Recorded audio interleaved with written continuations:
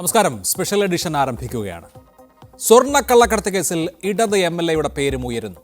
സ്വർണം കടത്തിയത് കാരാട്ട് റസാഖിന്റെയും കാരാട്ട് ഫൈസലിന്റെയും നേതൃത്വത്തിലുള്ള കൊടുവള്ളി സംഘത്തിന് വേണ്ടിയാണ് എന്ന് മൊഴി. സ്വർണ്ണക്കള്ളക്കടത്ത് കേസിലെ പ്രതി സന്ദീപിന്റെ ഭാര്യ സൗമ്യയാണ് കൊടുവള്ളി സംഘത്തെ പരാമർശിച്ച് മൊഴി നൽകിയത്. ഇടത് നഗരസഭാ കൗൺസിലറായ ഫൈസലിനെ നേരത്തെ കസ്റ്റംസ് ചോദ്യം ചെയ്തിരുന്നു. കള്ളക്കടത്ത് സംഘവുമായി തനിക്ക് ഒരു ബന്ധവുമില്ലെന്ന് കാരാട്ട് റസാഖ് MLA പറയുന്നു. അതിനിടെ ദുബായിൽ നിന്ന് സ്വർണം കയറ്റിവിട്ട റബിൻസിനെ NIA നാട്ടിലെത്തിച്ച് ചോദ്യം ചെയ്യുകയാണ്. സ്വർണം കടത്തിയത് കാരാട്ട് സംഘമോ എന്നാണ് ഇന്ന് സ്പെഷ്യൽ എഡിഷൻ ചർച്ച ചെയ്യുന്നത്. കാരാട്ട് റസാഖ് MLA നേരിട്ട് ഈ ചർച്ചയിൽ പങ്കെടുക്കും. ഒപ്പം Shri Jyothikumar Chamakkala Congress, doctor VPP Mustafa CPM, Shri N Shamsuddin Muslim League എന്നിവരും ചർച്ചയിൽ പങ്കെടുക്കും. ആദ്യം ശ്രീ VPP മുസ്തഫ, ഈ സ്വർണ്ണ കള്ളക്കടത്ത് വിവാദം തുടങ്ങിയതിന് ശേഷമുള്ള ചാനൽ ചർച്ചകളിലൊക്കെ CPIMന്റെ പ്രതിനിധികൾ ചോദിച്ചുകൊണ്ടിരുന്നത് സ്വർണം കടത്തിയത് ആർക്കു വേണ്ടി എന്ന കാര്യത്തിൽ നിങ്ങൾക്ക് ആശങ്കയില്ലാത്തത് എന്താണ്, എന്തുകൊണ്ടാണ് അത് അന്വേഷിക്കാത്തത്, അവരെക്കുറിച്ചുള്ള ചർച്ച എന്തുകൊണ്ടുണ്ടാകുന്നില്ല എന്നൊക്കെയായിരുന്നു. ഇപ്പോൾ സ്വർണ്ണ കള്ളക്കടത്ത് നടത്തിയത് ആർക്കു വേണ്ടി എന്ന കാര്യത്തിൽ മൊഴി കസ്റ്റംസിന് കിട്ടിയിരിക്കുകയാണ്. ഇപ്പോൾ ഒരു ആശ്വാസമൊക്കെ ആയോ? ആ ചോദ്യത്തിന് ഉത്തരം കിട്ടിയല്ലോ? ഇല്ലല്ലോ. ആ ചോദ്യത്തിന് ഇപ്പോഴും ആരാണ് സ്വർണം അയച്ചത്, അവരെ പിടിച്ചോ? സ്വർണം ആരിലേക്കാണ് എത്തിയത്, അവരെ പിടിച്ചോ? ആ ചോദ്യത്തിന് ഇപ്പോഴും അന്വേഷണ ഏജൻസികൾ ആധികാരികമായി ഈ 110-120 ദിവസമായിട്ടും അവർ ഇതുവരെ കോടതികളിൽ കൊടുത്ത ഒരു റിപ്പോർട്ടിലും പറയുന്നില്ല. വാദമുഖങ്ങളിൽ ഇതുവരെ കോടതിയിൽ അവതരിപ്പിച്ചിട്ടില്ല. ഇന്ന് നമ്മുടെ മുന്നിലുള്ളത് നിങ്ങൾ ഉൾപ്പെടെ പുറത്തു കൊണ്ടുവന്നിട്ടുള്ള മാധ്യമങ്ങൾക്ക് ലീക്ക് ചെയ്ത് കിട്ടിയിട്ടുള്ള സന്ദീപ് നായർ എന്ന് പറയുന്ന ഭാര്യയുടെ മൊഴിയുടെ ഒരു പീസാണ്, ഒരു ബിറ്റ് മാത്രമാണ്. അത് വെച്ചിട്ട് ഈ സ്വർണമാകെ കാരാട്ട് റസാഖിന് വേണ്ടി കൊണ്ടുവന്നതാണ് എന്ന് വിധി എഴുതാൻ കഴിയുമോ? അങ്ങനെ ആയിരുന്നുവെങ്കിൽ ഇതിനകം പല മൊഴികളിലും വന്ന പേരുകാരെല്ലാം ജയിലിൽ കിടക്കണ്ടേ? പല പ്രതികളും പറഞ്ഞ മൊഴികൾ പല പ്രതികളുടെയും മൊഴികളിൽ പറഞ്ഞ പേരുകാരെ ശരി, ഞാൻ അങ്ങയിലേക്ക് മടങ്ങിയെത്താം. ചെറിയൊരു സാങ്കേതിക തകരാറ്. ശ്രീ ജ്യോതികുമാർ ചാമക്കാല, ഇതിപ്പോൾ ഈ പുറത്തു വന്നിരിക്കുന്നത് ജൂലൈ മാസത്തിൽ നൽകിയ മൊഴിയാണ്. സൗമ്യ BS എന്ന ഈ പ്രതി സന്ദീപിൻ്റെ ഭാര്യയുടെ മൊഴി. ഇതിൽ പരാമർശിച്ചതുകൊണ്ടുകൂടി ആയിരിക്കണം കാരാട്ട് ഫൈസലിനെ ഇടയ്ക്ക് കസ്റ്റംസ് ചോദ്യം ചെയ്യുകയും ചെയ്തിരുന്നു. പക്ഷേ അറസ്റ്റിലേക്കോ മറ്റു കാര്യങ്ങളിലേക്കോ ഒന്നും കടന്നിട്ടില്ല. ഈ സ്വർണ്ണക്കള്ളക്കടത്തിന് വേണ്ടി ഫണ്ട് സമാഹരിച്ചവർ, അതുപോലെ തന്നെ ഈ സ്വർണ്ണക്കള്ളക്കടത്ത് ആസൂത്രണം ചെയ്തവർ ഒക്കെ അറസ്റ്റിലായിട്ടുണ്ട്. അന്വേഷണ ഏജൻസികൾക്ക് കൃത്യമായ അക്കാര്യത്തിൽ വിവരമുണ്ട്. ഇവിടെ പക്ഷേ ഇങ്ങനെ ഒരു മൊഴിയുണ്ട് എന്നുള്ളതിൻ്റെ അടിസ്ഥാനത്തിൽ അറസ്റ്റിലേക്കോ തുടർ നടപടികളിലേക്കോ ഒന്നും നീങ്ങിയിട്ടില്ല. അതുകൊണ്ട് ഇത് വളരെ സ്ട്രോങ് ആയി ഈ കാരാട്ട് സംഘത്തിന് വേണ്ടിയിട്ടാണ് ഇത് കൊണ്ടുവന്നത് എന്ന് പറയാൻ മാത്രം ആധാരമായിട്ടുള്ള കാര്യമാണോ? അഭിലാഷേ, നമ്മളിപ്പോൾ ഇത് ഏകദേശം 114 ദിവസമായിട്ട് ഇത് ചർച്ച നടത്തുന്നു. ഇന്നിപ്പം 144 ദിവസം തികഞ്ഞിരിക്കുകയാണ് നമ്മുടെ ചർച്ച. നോക്കൂ, ഈ കേസുമായി ബന്ധപ്പെട്ട് താങ്കൾ ചോദിച്ചു എന്തുകൊണ്ട് ഇത്രയൊക്കെ എന്താ പറയുന്ന ഒരു സന്ദീപിൻ്റെ ഭാര്യ കൊടുത്ത മൊഴിയെ സംബന്ധിച്ച്, സൗമ്യ കൊടുത്ത മൊഴിയെ സംബന്ധിച്ച് ഇത്രയൊക്കെ ആയിട്ടും ഒരു നടപടിയും ഉണ്ടാകുന്നില്ല. കാരാട്ട് സഹോദരന്മാരെന്ന് ഉദ്ദേശിക്കുമ്പോൾ ഈ കേസിൽ കാരാട്ട് എന്നുള്ള ഒരു കൗൺസിലറും ഒരു MLAയുമാണ് വന്നിട്ടുള്ളത്. അപ്പോൾ ഫൈസലിനെ നേരത്തെ ചോദ്യം ചെയ്തു, റസാഖിനെ സംബന്ധിച്ചൊന്നും ചോദിച്ചില്ല. അത് ദുരൂഹം തന്നെയാണ്. നമുക്ക് അതിലേക്ക് വരാം. അതിനു മുമ്പ് നമ്മളിതിനകത്ത് മനസ്സിലാക്കേണ്ടത്, ഈ കേസ് ഉണ്ടായപ്പോൾ തന്നെ സർക്കാരും മുഖ്യമന്ത്രിയും എടുത്തുള്ള നിലപാടും അവരിതിനകത്ത് നടത്തിയിട്ടുള്ള ഒളിച്ചുകളിയും മലക്കം മറിച്ചിലുമാണ് ഇതിന് അടിസ്ഥാനപരമായി നമ്മൾ ചർച്ച ചെയ്യപ്പെടേണ്ട ഒരു വിഷയം. എങ്കിൽ മാത്രമേ നമുക്കിതിൻ്റെ യാഥാർത്ഥ്യത്തിലേക്ക് മടങ്ങിയെത്താൻ കഴിയൂ. ഇവിടെ മുഖ്യമന്ത്രിയെ സംബന്ധിച്ച് ഈ കേസ് ഉണ്ടായപ്പോൾ തന്നെ അദ്ദേഹം പറഞ്ഞു, ഞാൻ അന്വേഷണത്തെ സ്വാഗതം ചെയ്യുന്നു, അന്വേഷണ ഏജൻസി വരട്ടെ, ഏത് അന്വേഷണ ഏജൻസിയും വരട്ടെ എന്ന് പറഞ്ഞുകൊണ്ട് അദ്ദേഹം രാജ്യത്തെ പ്രധാനമന്ത്രിക്ക് കത്ത് കൊടുക്കുന്നു. അതിനെ തുടർന്ന് നിരവധി നാഷണൽ ഏജൻസികൾ ഇവിടെ അന്വേഷണത്തിന് വരുന്നു. അപ്പോഴെല്ലാം മുഖ്യമന്ത്രി ഓരോ ദിവസവും പത്രസമ്മേളനത്തിൽ പറഞ്ഞുകൊണ്ടിരുന്നത് മടിയിൽ കനമുള്ളവന് ഭയന്നാൽ മതി, ഞങ്ങൾക്കാരെയും ഭയക്കേണ്ടതില്ല എന്ന് പറയുന്നത് എപ്പോഴാണ്? മുഖ്യമന്ത്രിയുടെ പ്രിൻസിപ്പൽ സെക്രട്ടറി ഉൾപ്പെടെ നിരവധി തവണ ചോദ്യം ചെയ്തുകൊണ്ടിരിക്കുമ്പോഴും അദ്ദേഹം അതേ ആവർത്തിച്ചുകൊണ്ടേയിരുന്നു. അദ്ദേഹത്തിൻ്റെ വാദഗതികൾ ആവർത്തിച്ചുകൊണ്ടേയിരുന്നു. അദ്ദേഹം സ്വപ്നയെ കണ്ടിട്ടേയില്ല എന്ന് എന്താ പറയുന്നത്, ഓരോ ദിവസവും ഉറക്കെ പറഞ്ഞുകൊണ്ടിരുന്നു. ഏറ്റവും അവസാനം അദ്ദേഹം തിരുത്തേണ്ടി വന്നിട്ടുണ്ട്. അദ്ദേഹത്തെ സ്വപ്നയെ കണ്ടിരുന്നുവെന്നും അത് കോൺസുലേറ്റിൻ്റെ ഭാഗമായിട്ടാണ് കണ്ടതെന്നും ഒക്കെ പറഞ്ഞിരുന്നു. സ്വപ്നയുടെ മൊഴി നമ്മുടെ മുമ്പിൽ നിൽക്കുകയാണ്. അപ്പോൾ സമയക്കുറവുകൊണ്ട് ഞാൻ അതിലേക്കൊന്നും പോകുന്നില്ല. ഏറ്റവും അവസാനം ഇപ്പോൾ വന്ന് നിൽക്കുന്നത് അദ്ദേഹം എന്നും പറഞ്ഞിരുന്നു, ഒരു മിനിറ്റ്, അദ്ദേഹം പറഞ്ഞുകൊണ്ടിരുന്നത് ആരുടെയൊക്കെ നെഞ്ചിടിപ്പാണ് കൂടുന്നത് നമുക്ക് കാത്തിരുന്ന് കാണാമെന്ന് എത്ര പ്രാവശ്യം പറഞ്ഞു എന്ന് ഞാൻ അഭിലാഷിനോട് പറയേണ്ടതില്ലല്ലോ. ഇപ്പോൾ ആരുടെ നെഞ്ചിടിപ്പാണ് കൂടിക്കൊണ്ടിരിക്കുന്നത്? മുഖ്യമന്ത്രിയുടെ പ്രിൻസിപ്പൽ സെക്രട്ടറിക്കെതിരെ ഇത്രയേറെ തെളിവുണ്ടായിട്ടും അദ്ദേഹത്തെ കസ്റ്റഡിയിൽ എടുക്കാത്തത് എന്തുകൊണ്ടാണ്? അതുപോലെ തന്നെ ഇത്തരത്തിലൊരു MLA-ക്കെതിരെ ജൂലൈ മാസത്തിൽ തെളിവ് കൊടുത്തിട്ടും ഇതുവരെ അവരെ ഈ MLA പോലും ചോദ്യം ചെയ്യാത്തത് എന്തുകൊണ്ടാണ്? ഇപ്പോഴും ഇതുമായി ബന്ധപ്പെട്ട് പലരെയും ചോദ്യം ചെയ്തിട്ടില്ല. ഈ അന്വേഷണ ഏജൻസികളുടെ മൊഴികളെല്ലാം ഇത് വരുന്നുണ്ട്. അപ്പോൾ ഞാൻ അക്കാര്യത്തിൽ VPP മുസ്തഫയോട് യോജിക്കുന്നു. ഇത്രയൊക്കെ മൊഴി വന്നിട്ടും എന്തുകൊണ്ട് നടപടിയിൽ അത് അവിടെയാണ് ഇത്തരത്തിലുള്ള ഒരു ഒത്തുതീർപ്പ് കച്ചവടം നടന്നിരിക്കുന്നതെന്ന് വേണം നമ്മൾ സംശയിക്കാൻ. ഇവിടെ ഞങ്ങൾക്ക് ഇപ്പോൾ ദുരൂഹതകൾ ഏറെയാണ്.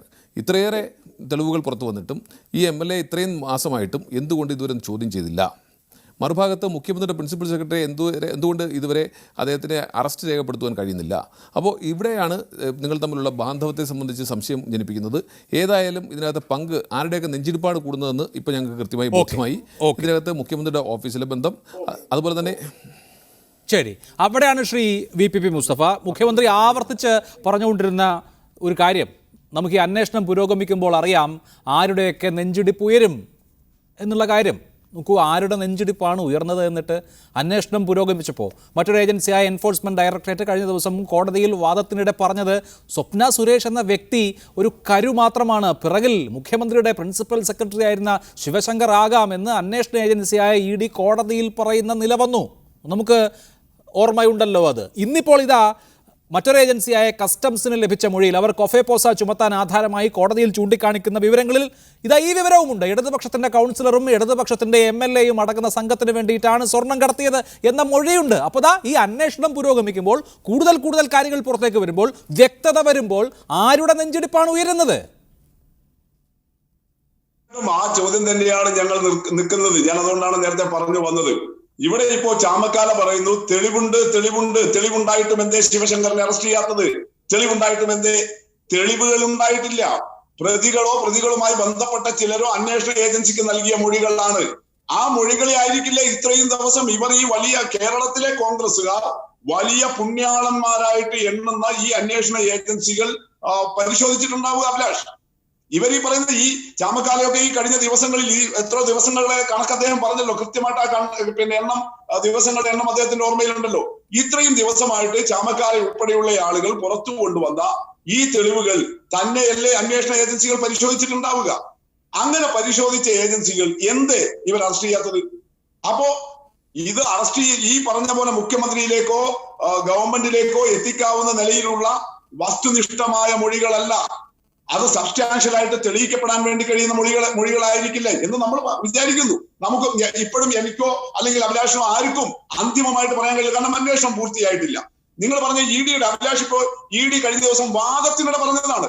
പക്ഷെ ED രേഖാമൂലം കോടതികളിൽ ഈ അന്വേഷണത്തിന്റെ ഭാഗമായിട്ട് കൊടുത്ത റിപ്പോർട്ടുകൾ എത്രയോ ഉണ്ടല്ലോ അഭിലാഷ്. ആ റിപ്പോർട്ടുകളിൽ ഒരിടത്തും ശിവശങ്കർ ഇങ്ങനെ അറസ്റ്റ് ചെയ്യപ്പെടേണ്ട അല്ലെങ്കിൽ സംശയിക്കപ്പെടേണ്ട ഒരാളാണെന്ന് പറഞ്ഞിട്ടുണ്ടോ? ഏറ്റവും ഒടുവിൽ ശിവശങ്കറിനെ അറസ്റ്റ് ചെയ്യാനുള്ള ചില സമ്മർദ്ദങ്ങളും രാഷ്ട്രീയ നീക്കങ്ങളും നടന്നതിന്റെ അടിസ്ഥാനത്തിൽ അദ്ദേഹം മുൻകൂർ ജാമ്യത്തിന് പോയപ്പോൾ ആ വാദത്തിനിടയിൽ പറഞ്ഞ ഒരു പരാമർശം മാത്രമാണത്. അതിനെക്കുറിച്ച് കോടതിയുടെ വിധി നാളെയോ മറ്റന്നാളോ വരാനിരിക്കുന്നതേ ഉള്ളൂ. അതുപോലെ നമുക്ക് അന്തിമമായിട്ട് എടുക്കാൻ കഴിയില്ല. അപ്പൊ എന്താ ഇവിടെ വിഷയം?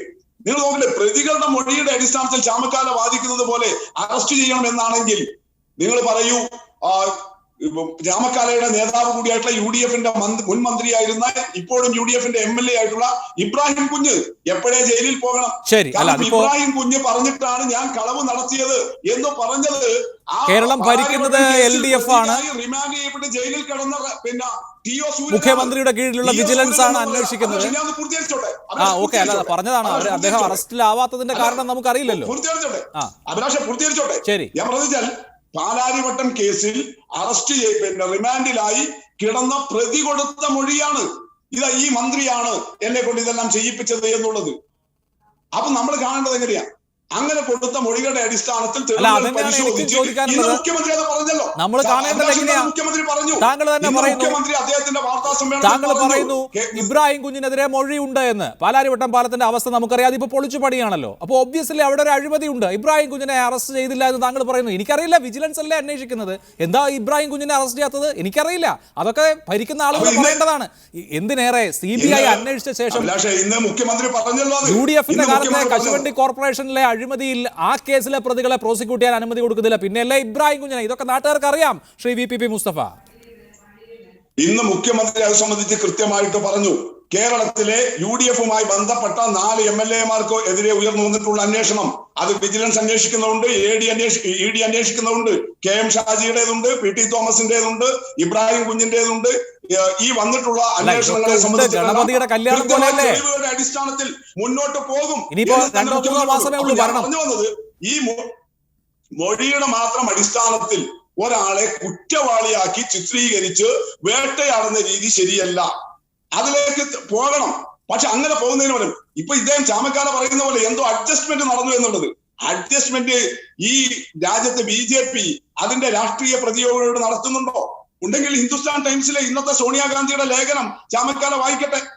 അതിനകത്ത് കൃത്യമായിട്ട് ഇന്ത്യൻ നാഷണൽ കോൺഗ്രസിന്റെ പ്രസിഡന്റ് എന്നാണ് അതിന്റെ അവസാന ഭാഗത്ത് കൊടുത്തിരിക്കുന്നത്. സോണിയാഗാന്ധി ആ ലേഖനത്തിന്റെ കർത്താവ് എന്നുള്ള നിലയിൽ ഇന്ത്യൻ നാഷണൽ കോൺഗ്രസിന്റെ ദേശീയ പ്രസിഡന്റ് ഇന്ന് ഹിന്ദുസ്ഥാൻ ടൈംസിൽ എഴുതിയിട്ടുള്ള വിശദമായ ലേഖനത്തിൽ പറയുന്നു എങ്ങനെയാണ് പ്രധാനമന്ത്രിയും കേന്ദ്ര ആഭ്യന്തരമന്ത്രിയുടെ ഓഫീസും അന്വേഷണ ഏജൻസികളെ അവരുടെ രാഷ്ട്രീയ എതിരാളികൾക്കെതിരായിട്ട് ഉപയോഗപ്പെടുത്തുന്നത്. അങ്ങനെ സമീപനം സ്വീകരിക്കുന്ന ഒരു കമ്മ്യൂണിസ്റ്റ് ഗവൺമെന്റുമായിട്ട്, പിണറായി വിജയൻ ഗവൺമെന്റുമായിട്ട് അഡ്ജസ്റ്റ്മെന്റ് ചെയ്യുമെന്നൊക്കെ പറയുന്നത് വെറും രാഷ്ട്രീയ പാപ്പരത്വമാണ്. സ്വന്തം നേതാക്കളെ തള്ളി പറയുന്ന പാർട്ടിയാണ് ചെന്നിത്തല, രാഹുൽ ഗാന്ധിയെ തള്ളി. ഒരുപാട് വിഷയങ്ങളായല്ലോ, നമുക്ക് ഇനിയിപ്പോ ഓരോരോ വിഷയങ്ങളിലേക്ക്. ഷെയ്ൻ ഷംസുദ്ദീൻ 4.5 കൊല്ലം മുമ്പ് കൊടുവള്ളിയിൽ റസാഖിന് സീറ്റ് കൊടുത്തിരുന്നുവെങ്കിൽ ഇപ്പോ സ്വർണ്ണ കള്ളക്കടത്ത് കേസിൽ മുസ്ലിം ലീഗ് MLA-യും എന്ന് നമുക്ക് ചർച്ച ചെയ്യാമായിരുന്നു. അതെന്തായാലും അദ്ദേഹത്തിന് നിങ്ങൾ സീറ്റ് കൊടുക്കാത്തതുകൊണ്ട് CPM കൊടുത്തു, MLA ആയി. ഇപ്പോൾ ഇടത് MLA-ക്കെതിരെ കേസ് വന്നേക്കും, അല്ലെങ്കിൽ അദ്ദേഹത്തിൻ്റെ പേരിൽ മൊഴി എന്ന് നമ്മൾ ചർച്ച ചെയ്യുകയാണ്. ഈ സംഭവത്തിൽ ഇപ്പോൾ കൊടുവള്ളിയിൽ നിങ്ങൾക്ക് നല്ല സാമാന്യ സ്വാധീനമുള്ള സ്ഥലമാണല്ലോ. കൊടുവള്ളിയാണ് കേരളത്തിൽ ഏറ്റവും അധികം ജുവല്ലറി ഉള്ള സ്ഥലം എന്നാണ് ഞാൻ മനസ്സിലാക്കുന്നത്. കൊടുവള്ളിയിൽ പോയാൽ അങ്ങോട്ടും ഇങ്ങോട്ടൊക്കെ നോക്കിയാൽ ജുവല്ലറി കാണാം. എല്ലാ സ്വർണ്ണ കള്ളക്കടത്ത് കേസിലും ഒരു കൊടുവള്ളി ലിങ്ക് ആരോപിക്കപ്പെടാറുണ്ട്. പലപ്പോഴും അന്വേഷണ ഏജൻസികൾ അത് കണ്ടെത്തിയിട്ടുമുണ്ട്. ഇവിടെ ഇപ്പോൾ ഈ MLA-യും കൗൺസിലറും ഒക്കെ ഉൾപ്പെട്ടിട്ടുള്ള ഒരു ഗ്യാങ് തന്നെ ആയിരിക്കും ഇതിൻ്റെ പിന്നിലെന്ന് നിങ്ങൾ സംശയിക്കുന്നുണ്ടോ? അല്ല, അത് ഞങ്ങൾ സംശയിക്കുന്നു എന്നുള്ളതല്ലല്ലോ. ഈ കേസ് അന്വേഷണത്തിൻ്റെ ഭാഗമായി വളരെ കൃത്യമായി റിലയബിളായ ഒരു തെളിവാണ് ഇന്ന് വന്നിട്ടുള്ളത്. എന്താ റിലയബിളായ തെളിവെന്ന് പറയുന്നത്? ഇവിടെ ഈ കേസിലെ പ്രതിയുടെ ഭാര്യയെ ആ സ്ത്രീയും പല നിലക്കുള്ള പീഡനങ്ങൾ പ്രതിയിൽ നിന്ന് നേരിട്ടിരുന്നു എന്നാണ് പറയുന്നത്. ഇതൊക്കെ ചെയ്യരുതെന്ന് അവർ വിലക്കിയിരുന്നു. പക്ഷേ ഈ പ്രതി നിർബാധം ഈ കാര്യങ്ങളൊക്കെ ചെയ്തിരുന്നു. ഈ പറഞ്ഞ ഡിപ്ലോമാറ്റിക് ബാഗേജ് പോലും ഈ ഭാര്യ കണ്ടിട്ടുണ്ടെന്നാണ് പറയണത്. ഈ സന്ദീപ് നായർ അതൊക്കെ വീട്ടിൽ കൊണ്ടുവരുമായിരുന്നു. അപ്പം ആ സ്ത്രീയാണ് പറയുന്നത് ഇതെല്ലാം പിന്നെ കാരാട്ട് ഫൈസലിൻ്റെ നിർദ്ദേശപ്രകാരം അതിൻ്റെ പിന്നിലൊരു MLA ഉണ്ട്, ആ MLA-യുടെ പേര് ഇന്നതാണ്. ഇതൊക്കെ അവർക്ക് ആരെങ്കിലും പറഞ്ഞു കൊടുത്തല്ലോ, അവർക്കറിയാം. അപ്പം അതുകൊണ്ട് ഇവിടെ പിണറായി വിജയൻ ഇത്രയും കാലം പറഞ്ഞിരുന്നത് ഇതിൻ്റെ കാര്യങ്ങളെല്ലാം പുറത്തു വരുമ്പോൾ ആരുടെ നെഞ്ചുടിപ്പാണ് കൂടുന്നത് എന്ന് നമുക്ക് കാണാതാണ്. മുസ്തഫ വളരെ ക്ലിയർ ആയല്ലോ. ഈ എപ്പിസോഡ് ഇവിടെ അവസാനിക്കാൻ പോവാണ്. വളരെ ക്ലിയർ ആയല്ലോ, വളരെ ക്ലിയർ ആണ്. ഇത് ആർക്ക് വേണ്ടിയാണ് ഈ സ്വർണ്ണക്കള്ളക്കടത്ത് നടത്തിയെന്ന്. ആരാന്നറിയോ? ഈ കാരാട്ട് ഫൈസല് കൊടുവള്ളിയിലെ നിങ്ങളുടെ നഗരസഭാ കൗൺസിലറാണ്. മാത്രമല്ല മുമ്പ് കൊടിയേരി യാത്ര ചെയ്തത് വിവാദമായത് ഇദ്ദേഹത്തിന്റെ കാറിലാണ്. ആ കാരാട്ട് ഫൈസലിന്റെ പാർട്ട്ണറാണ് കാരാട്ട് റസാഖ്. അപ്പൊ ഇങ്ങനെ ഇതിന്റെ ബന്ധം വളരെ ക്ലിയർ ആണ്. നിങ്ങൾ ഇതിൽ ചില മുസ്ലിം പേരുകൾ വന്നപ്പോൾ അന്ന് മുതലേ പറഞ്ഞു ഇത് ലീഗിലേക്കാണ് പോകുന്നത്, റമീസ് ലീഗ് നേതാവിന്റെ ബന്ധുവാണ് എന്നൊക്കെ പറഞ്ഞ് രക്ഷപ്പെടാൻ ശ്രമിച്ചു. റമീസിന് ഒരു ലീഗ് ബന്ധുവല്ല. മുസ്ലിം പേരുകളൊക്കെ നിങ്ങൾ ലീഗാക്കാൻ ശ്രമിച്ചു. കാരാട്ട് ഫൈസലും കാരാട്ട് റസാഖും ഒക്കെ മുസ്ലിം പേരാണ്. പക്ഷെ മുസ്ലിം പേര് മുഴുവൻ ലീഗല്ല. നിങ്ങളെ കുറെ സതീർത്ഥ്യനുമുണ്ട് എന്നുള്ളത് മനസ്സിലാക്കുക. അപ്പൊ ഇന്ന് വളരെ കൃത്യമായിട്ട് ആ ദിശയിലേക്കുള്ള മൊഴികളാണ് വന്നിട്ടുള്ളത്. ആ മൊഴി അവിശ്വസിക്കേണ്ട കാര്യമില്ല. ഒന്നാമത് ഒരു സ്ത്രീയാണ്, ഒരു ഭാര്യയാണ്. അവരെല്ലാ സത്യങ്ങളും സത്യത്തില് ഇതില് വളരെ റിലയബിളായ ഒരു എവിഡൻസ് ആണത്. പിന്നെ നിങ്ങളിവിടെ ചോദിച്ചു പ്രതികളുടെ മൊഴിക്ക് വിലയില്ല. അതാണ് ഇപ്പോൾ ഇബ്രാഹിം കുഞ്ഞിന്റെ കേസിലൊക്കെ ഒരു സംഗതി അതാണ്. കൂട്ടുപ്രതി പറയുന്ന അല്ലെങ്കിൽ ഒരു കേസിലെ കൂട്ടുപ്രതിയുടെയോ അല്ലെങ്കിൽ അല്ലാത്ത പ്രതികളുടെയോ ഒരു പ്രതി മറ്റൊരു പ്രതിക്കെതിരെയോ അല്ലെങ്കിൽ വേറെ പുറത്തുള്ള ഒരാൾക്കെതിരെയോ എന്തെങ്കിലും ഒരു ആരോപണം ഉന്നയിച്ചാൽ നമ്മുടെ ഇന്ത്യൻ എവിഡൻസ് ആക്ട് പ്രകാരം അതിന് ഒരു വാലിഡിറ്റി ഇല്ല. അത് കോടതികൾ പരിഗണിക്കുക പോലും ഇല്ല. അപ്പോൾ ഇബ്രാഹിം കുഞ്ഞിന്റെ കാര്യം കൂടെ പറഞ്ഞല്ലോ, അതൊക്കെ വെറുതെ നിങ്ങൾക്കൊരു പുകമറ സൃഷ്ടിക്കാനേ സാധിക്കുള്ളൂ. ഓക്കെ. ഇവിടെ വളരെ കൃത്യമാണ് ഒരു മുഖ്യമന്ത്രിയുടെ ഓഫീസ് അവിടുത്തെ ശിവശങ്കറിനെ ഇനിയും NIA പ്രതി ചേർത്തില്ല എന്നുള്ളതിൽ ഞങ്ങൾക്കൊക്കെ വളരെ വലിയ ആശ്ചര്യമുണ്ട്.